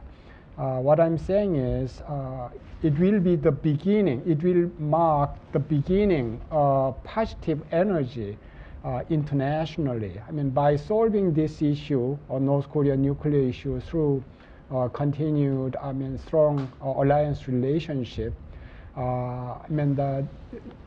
there will be a momentum created between the United States and China to resolve other some difficult issues in international relations in that region. So I think this is very important subject, and we need to maintain a strong or even stronger alliance relationship between two countries. And I was very impressed by all the positive remarks on that point at this time. Yeah. Right. Well, thank you very much for that, and also we're delighted that you've been able to come today. Steve. Well, just briefly, I would say four things. One, I think the U.S.-ROK alliance is strong, and our South Korean friends should not be worried about that. And I think it has strong support in this administration, strong support among the American people too. We've never been in a Cold War relationship with China, and we shouldn't be in one now. This is not about drawing lines in Asia. This is not really about containing China. It is about managing this major power in a sensible way. And so the third point I would make is we all need to be realistic about China. That this is going to be a relationship that is going to have cooperative aspects, but it's going to have competitive aspects, and they're going to have to be managed. So let's not go into it with rose-colored glasses. And fourth, I guess I would say to South Korea, don't just rest on the U.S.-ROK alliance. There is a lot of emerging cooperation in the region, within ASEAN, between ASEAN and other countries. You see emerging cooperation between the United States, Japan, Australia, and India, for example. That's a train that's leaving the station, and South Korea does not want to miss it. I know you have traditional problems with Japan and the like. But it is, I think the future in that region is increasing cooperation in a variety of configurations, and South Korea needs to be a full participant in that process. I cannot agree more. And also, I would like to make it known that our president, has been going toward that direction. He has taken a kind of more pragmatic approach in managing stable relationship with Japan recently, and he also emphasized the importance of Southeast Asia. And in his recent visit, he declared that our relationship with that region will be strengthened much further. Good. And probably India too, and that's exactly what we are trying to do. Good. That's an Terrific. excellent note that we're ending on. And Minister and Steve, thank you very much for coming. Very substantive discussion. Thank you very much. Thank you. Thank you very much. Nice to be with you.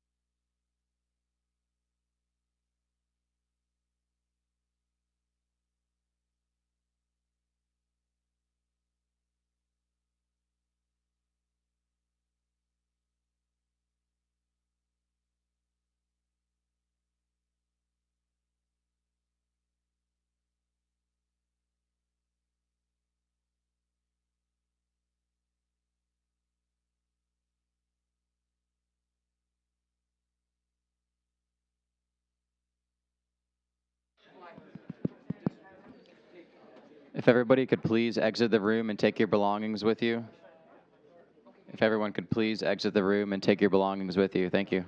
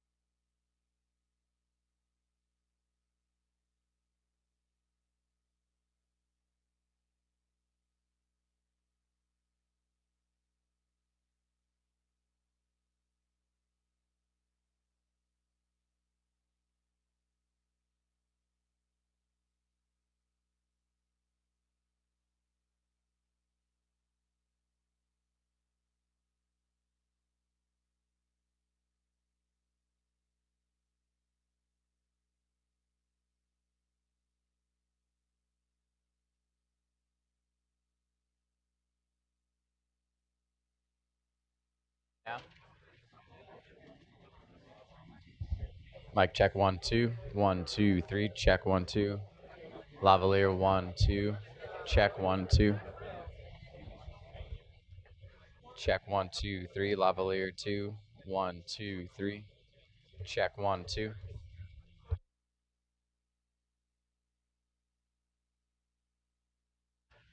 Podium 1 2 check 1 2 3. Podium 1 2 check.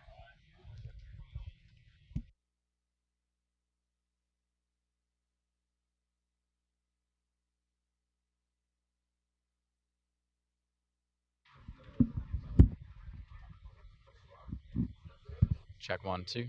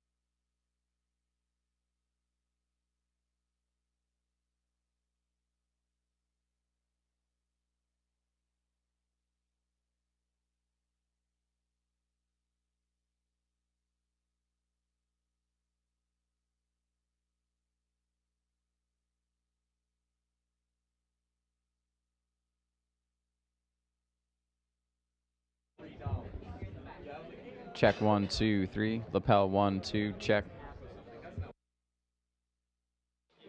1 2 check 1 2 3. Lavalier check 1 2 3 1 2 check 1 2.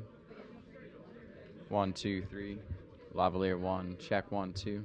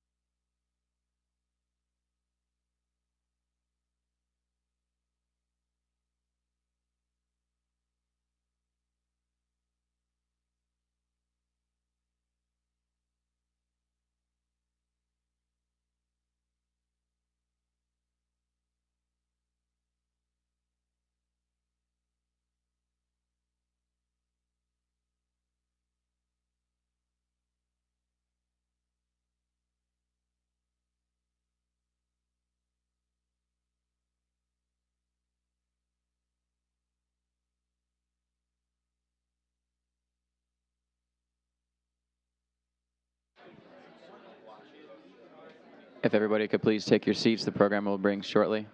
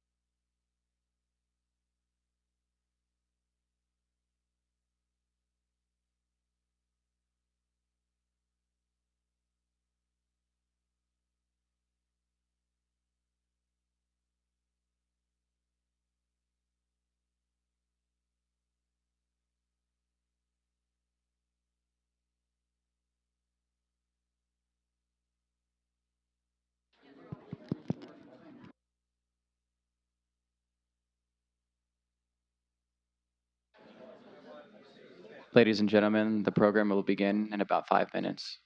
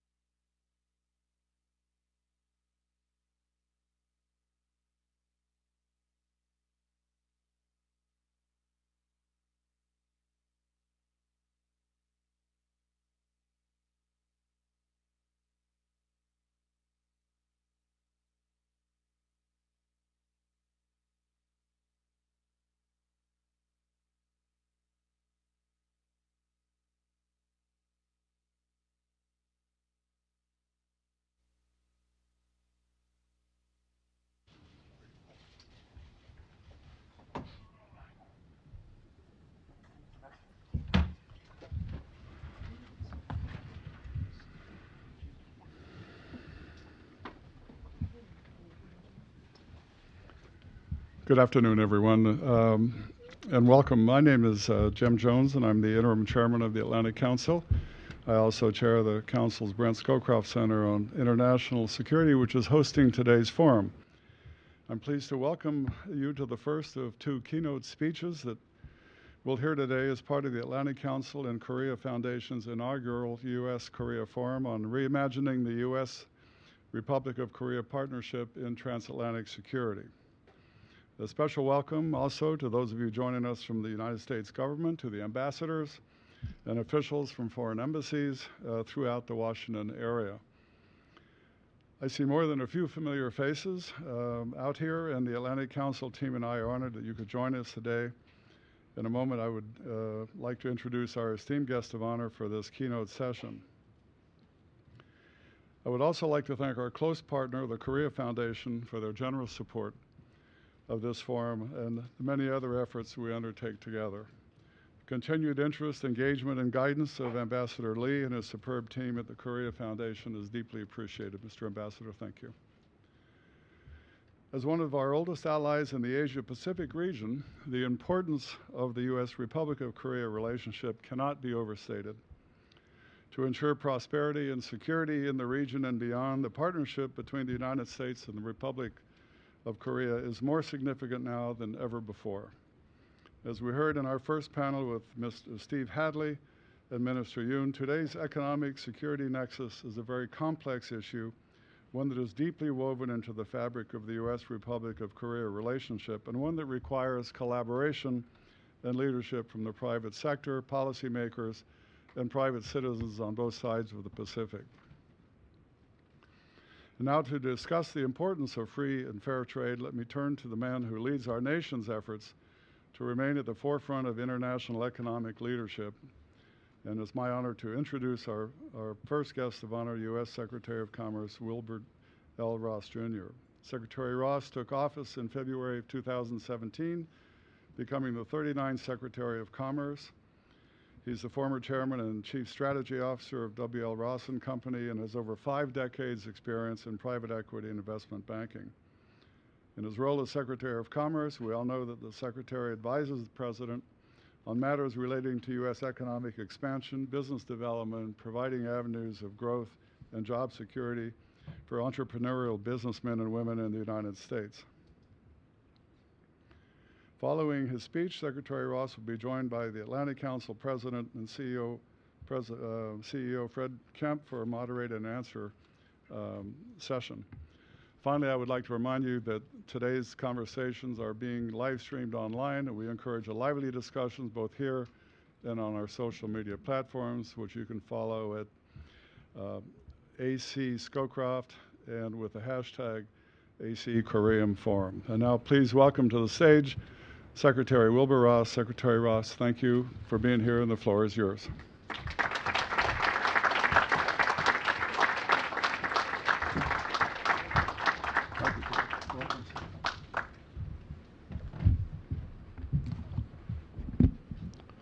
Well, thank you, General, for that kind introduction. I'm delighted to be here for the inaugural forum of the Atlantic Council and the Korea Foundation.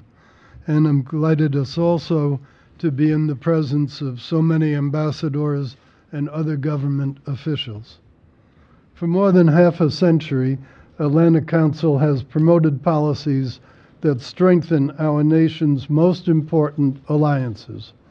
It began in 1961 as a consolidation of groups in the U.S. that were supporting NATO. In addition to Europe, Asia, the Americas, and other regions have been on the Council's policy and research agenda.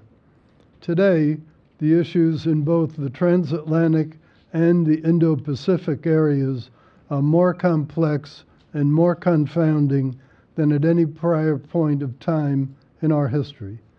And the U.S.-Korea relationship is on the forefront of some of our most complex and troubling transnational issues. So I applaud the Korea Foundation for co-hosting this event. I also recognize the Foundation for the work it has done since 1991 to foster relationships among Korea, the United States, and the international community. As some of you probably know, Kim Dae-jung actually awarded me a medal for helping Korea during the Asian financial crisis. So I have a long relationship and a happy one with Korea.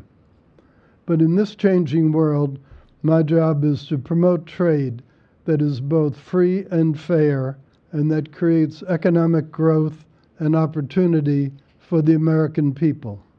Today, I've been asked to focus on U.S. economic partnerships with Korea specifically and with Asia more broadly. Let me begin with the U.S.-Korea relationship. It is one that is strong and enduring. The crucial U.S. security partnership with the Republic of Korea is just the most visible aspect of our enduring alliance. President Trump and President Moon have been in close consultation on North Korea, especially during President Trump's historic 12-day visit to Asia. It was the longest visit by an American president to the region in more than a quarter of a century. President Trump traveled not only to Republic of Korea, but also Japan, China, Vietnam, and the Philippines. He had three priorities. One, advancing peace and security, in particular, uniting the world against the menace posed by the North Korean regime. Two, promoting a truly free and open Indo-Pacific. And three, building a system of free, fair, and reciprocal trade. Those are goals we all should share. Economic cooperation is an important pillar of the U.S.-Korea relationship. During the recent visit, the two presidents also affirmed the importance of strengthening U.S. Republic of Korea economic, trade, and investment ties. President Trump also underscored the need to rebalance the KORUS free trade agreement to reduce the substantial trade deficit that we have with Korea.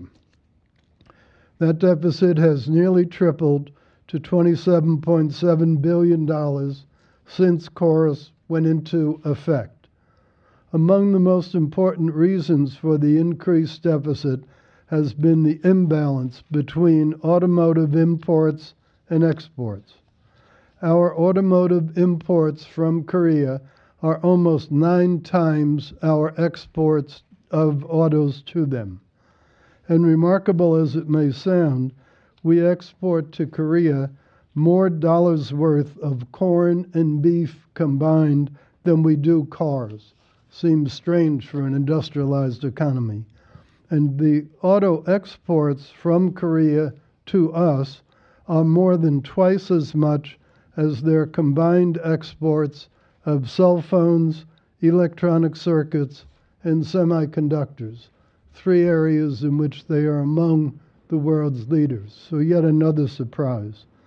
This year, at the government's urging for Koreans to buy more American products, the trade in goods deficit has decreased by about $4 billion compared to the previous year. We appreciate that effort, but we need permanent solutions, not temporary forbearance. Republic of Korea imposes significant non-tariff trade barriers on our automotive and other exports to them. President Trump and President Moon agreed to work together toward an improved agreement with high trade and investment standards. South Korean companies also announced 64 new projects that are forecast to total more than $17 billion in the U.S. over the next 4 years, as well as plans to purchase $58 billion in U.S. goods and services, of which some $23 billion are energy purchases. We earnestly hope that these projects will come to fruition. These investments illustrate how Americans can make and sell some of the best products in the world. And so we will continue to identify the causes of and solutions to our trade deficit. The easiest way for our trading partners to do that is to increase the U.S. share of products you already import from somewhere else.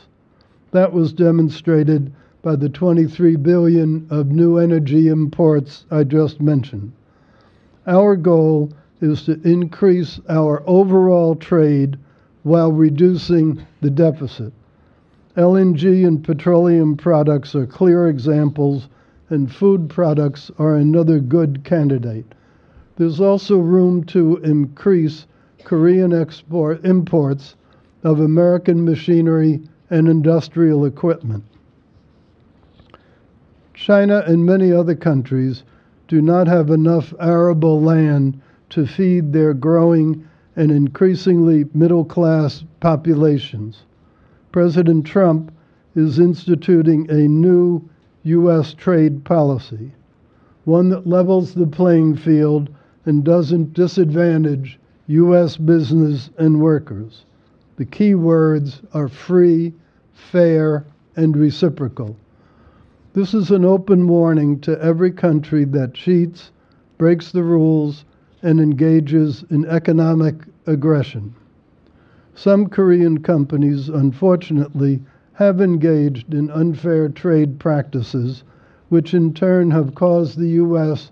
to institute enforcement actions. Steel has been one example, and more recently, washing machines. We're pleased to see, however, that both LG and Samsung are making large investments in greenfield appliance factories in the U.S. We hope that they will morph into fully integrated facilities, including research and development, not just assembly operations. At the APEC leaders meeting, the President offered his vision for robust trading relationships in which Indo-Pacific nations can prosper and grow together. The United States is the least protectionist big country in the world, the least. Our tariffs are low. We have also very few non-tariff trade barriers, and we welcome foreign investment on the same basis as domestic investment. There are no forced joint ventures, no technology transfers, no violation of intellectual property rights, and the rule of law applies equally to foreign investors and to domestic ones. But too often, other countries use government planning and state-owned enterprises to dump products, subsidize goods, manipulate currencies, and ignore the rules in order to gain trading advantage. They also impose artificial constraints on foreign investment and on market access. We can no longer tolerate unfair trade deals or trade practices that steal American jobs, wealth, and intellectual property. As you know, we're in the process of renegotiating the North American Free Trade Agreement and are re-examining other relationships. We also are looking at World Trade Organization rules and enforcement policies.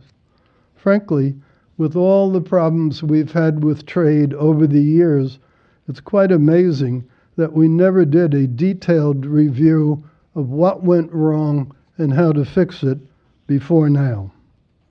We withdrew from the Trans-Pacific Partnership because it didn't serve the interests of the American people or American workers, and there was no political appetite on the part of either presidential candidate for it, nor was there political appetite in the House and the Senate.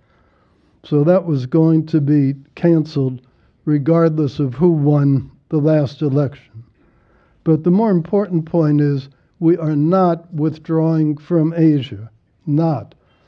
To the contrary, the new Asia-Pacific strategy is more encompassing than even the TPP would have been. Our goal is a rules-based economic order with fair and equal market access. We intend to pursue this using principally a bilateral approach. The U.S. is ready to make bilateral free trade agreements with any nation in the region that wants to be our partner in fair and reciprocal trade. Vice President Pence and I went to Japan early in this administration, and in September I went to Beijing, Hong Kong, and then visited Prime Minister Payut in Bangkok to re-engage with Thailand. Thailand is the second largest ASEAN country in terms of economy and a U.S. treaty ally. I even traveled to Laos to launch a partner post for commerce with the State Department embassy staff. This arrangement gives the Commerce Department direct or indirect presence in all 10 ASEAN nations in order to promote new commercial ties with reciprocal benefits. Last month, as part of the President's visit to Beijing, I led 28 CEOs of U.S. companies to China on a trade mission. That produced over $250 billion in trade and investment deals. That's a big number, but it's small relative to the magnitude of our recurring trade deficits. As you're well aware, addressing the grave imbalance in U.S.-China trade has been a central focus of discussions between President Trump and President Xi. They personally witnessed together the signing of 15 of the largest agreements we made in the Great Hall of the People. I hope that can provide a solid foundation for a stronger, more reciprocal trading relationship. But clearly there is much to be done, and this has been the case for far too long. Our bilateral goods deficit with China has risen every month this year since a low in February. It is on track to exceed last year's nearly $350 billion goods deficit. The bottom line is this: China must do more to assure fair market access for American companies. We want U.S. businesses and workers to have the same trading opportunities that we have offered foreigners and the rest of the world for decades. We already are taking some corrective action against China and more globally. Since January, the Commerce Department has initiated 61% more anti-dumping and countervailing duty investigations than during the same period last year. And we recently self-initiated the first trade case in over 25 years on common alloy aluminum sheet. And we intend to self-initiate more cases when that is necessary. We will not hesitate to defend American workers and businesses against unfair trading practices. Giving American workers a fair chance to compete is not protectionism. It is simply calling for a level playing field for both teams. Public opinion in the U.S. finds it difficult, for example, to understand that we absorb substantial costs of helping defend nations which have major recurring trade surpluses with us. President Trump has repeatedly addressed both topics during his Asia trip and since his return to the United States. We look forward to working with our friends in Korea and elsewhere to resolve these issues in ways that work for all parties. This is how we can best ensure mutual growth, prosperity, and security. I thank you for your attention.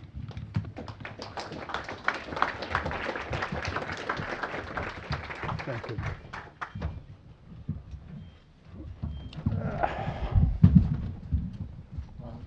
First of all, Secretary Ross, welcome back to the Atlantic Council. Thank you. Different size audience. You were here last with our... Yes, indeed, a more attentive one. Yeah, he was kind enough to speak to our International Advisory Board earlier this year in an off-record setting. Also, thank you for that crystal clear message. We've got about 10, go to 2:15, and I'll ask you some questions, and provided to me from some also in the audience. Let's start with chorus. I think the question, and this comes from the Korean media, is I wonder if you can give us some sort of idea of what your time schedule might be for completing Chorus 2.0. The domestic preparation process, I'm told, for renegotiation of Chorus is nearly done in South Korea.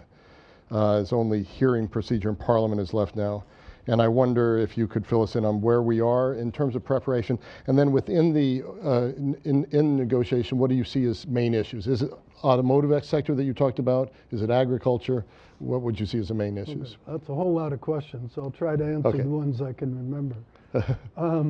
As to the timetable, it will largely be dictated by the Korean side. They have a process somewhat similar to our Trade Promotion Authority, although I gather a little less clearly defined in some ways. I'm happy to hear that they're reporting that they're pretty well finished with it. So that will dictate the start of it. But it's very hard to forecast when you'll end something that you haven't even started just yet. So I don't have a very good answer for that. But we hope that it will go quickly and smoothly. And in terms of areas that are of most interest to you, automotive, agriculture, services, where do you think the most work needs to be done? Well, the automotive deficit is the most important part of our trade deficit with Korea. And for that matter, it is globally. If you analyze the trade deficit of the US in terms of goods, the main component is automotive, and the main geographic component is China. If we solve those two, we pretty well solve the trade deficit. If we don't solve those two, it's very hard to solve it just by dealing with other parties. Mm-hmm. In the case of Korea, as I mentioned in my talk, the automotive is a very big factor, and it comes from several things. One, Koreans build very good cars. Those cars are popular in this country. Two, Korea imposes very different standards on American cars and other foreign cars being imported, and gives a very small quota for cars that don't have to meet those standards. And those standards are so extensive that certain parts actually have to have engraved an inscription on them that they meet the Korean standards. So it's requirements that are not usual requirements. And we think that they're really not quite reasonable in the overall scheme of things. In terms of agriculture, Korea is a very good market for the US, but we believe there's much more that could be sold to them. And we hope that that will be one of the outcomes. We have some common interests in the whole digital economy. We have some common interests in the privacy issues relating to data for people. We have potentially common interests in financial services. We certainly have common interests militarily, but that's not my province to deal with. So there are a lot of areas where some reforms are needed. We hope we will come to a happy conclusion.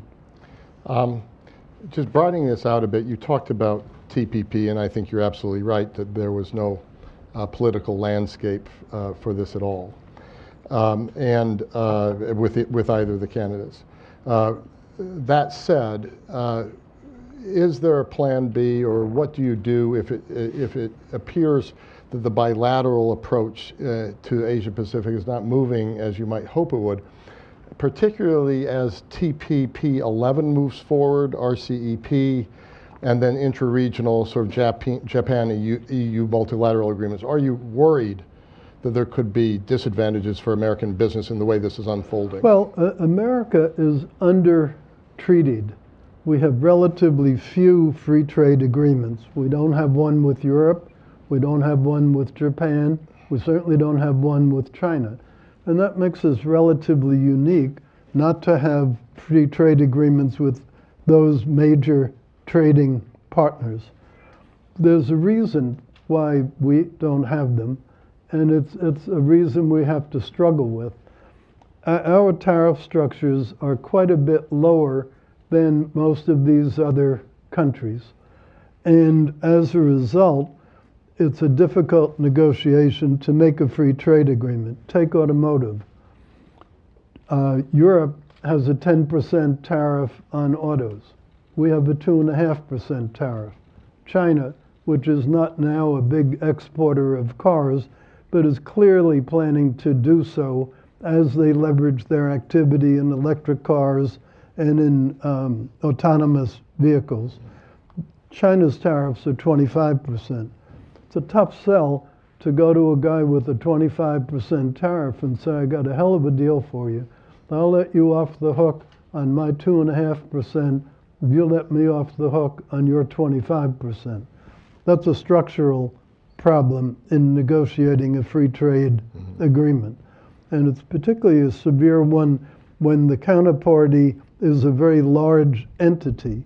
It's one thing if it's a small country, just getting the market access is worth a tremendous amount to them.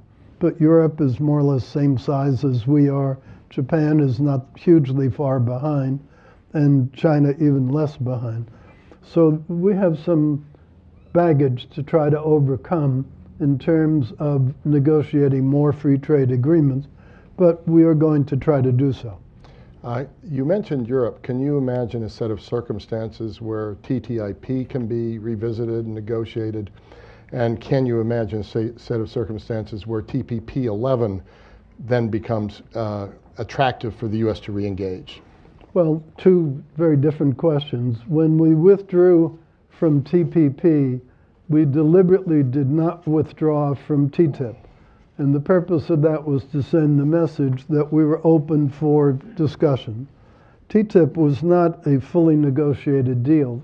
TPP, for better or for worse, was viewed as a fully negotiated deal. TTIP, I would say, is maybe at most 60% completed.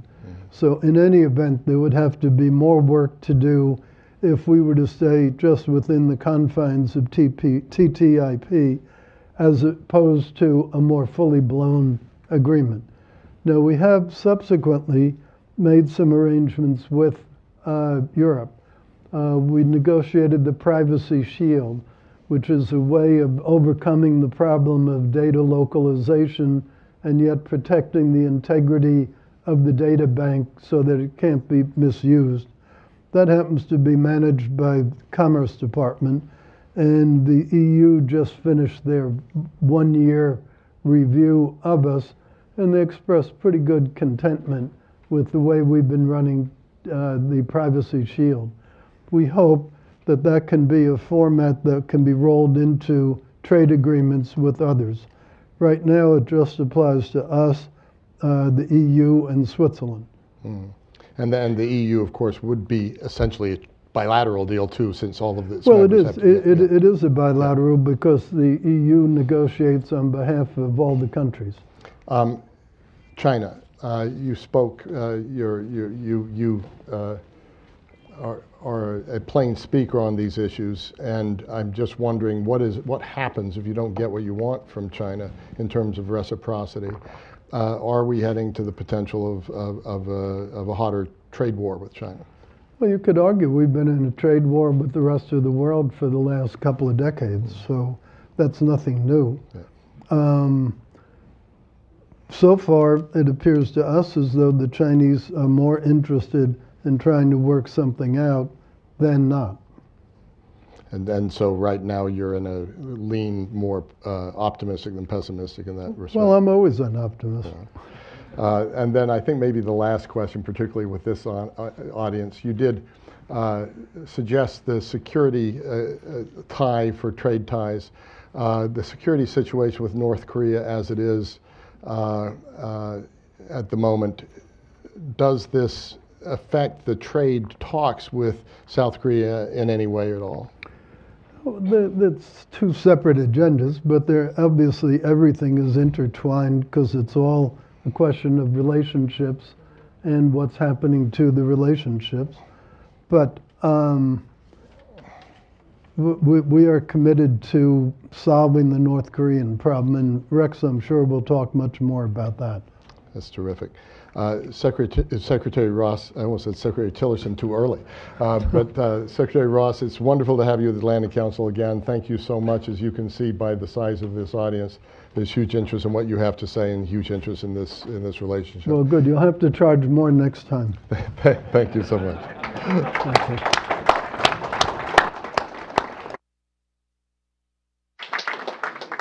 If everybody could please remain seated. Thank you.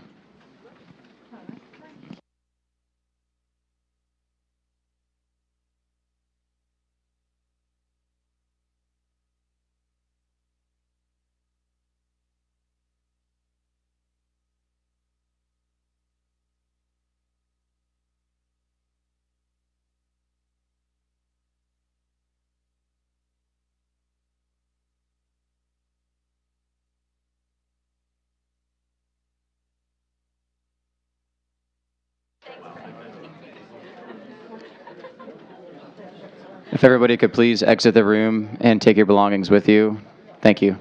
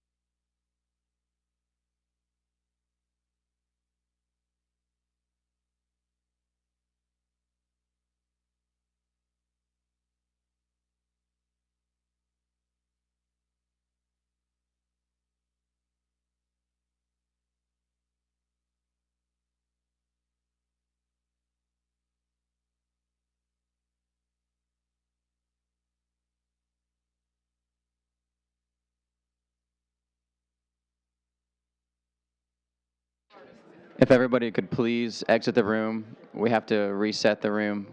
Everyone, if they could please exit the room, thank you.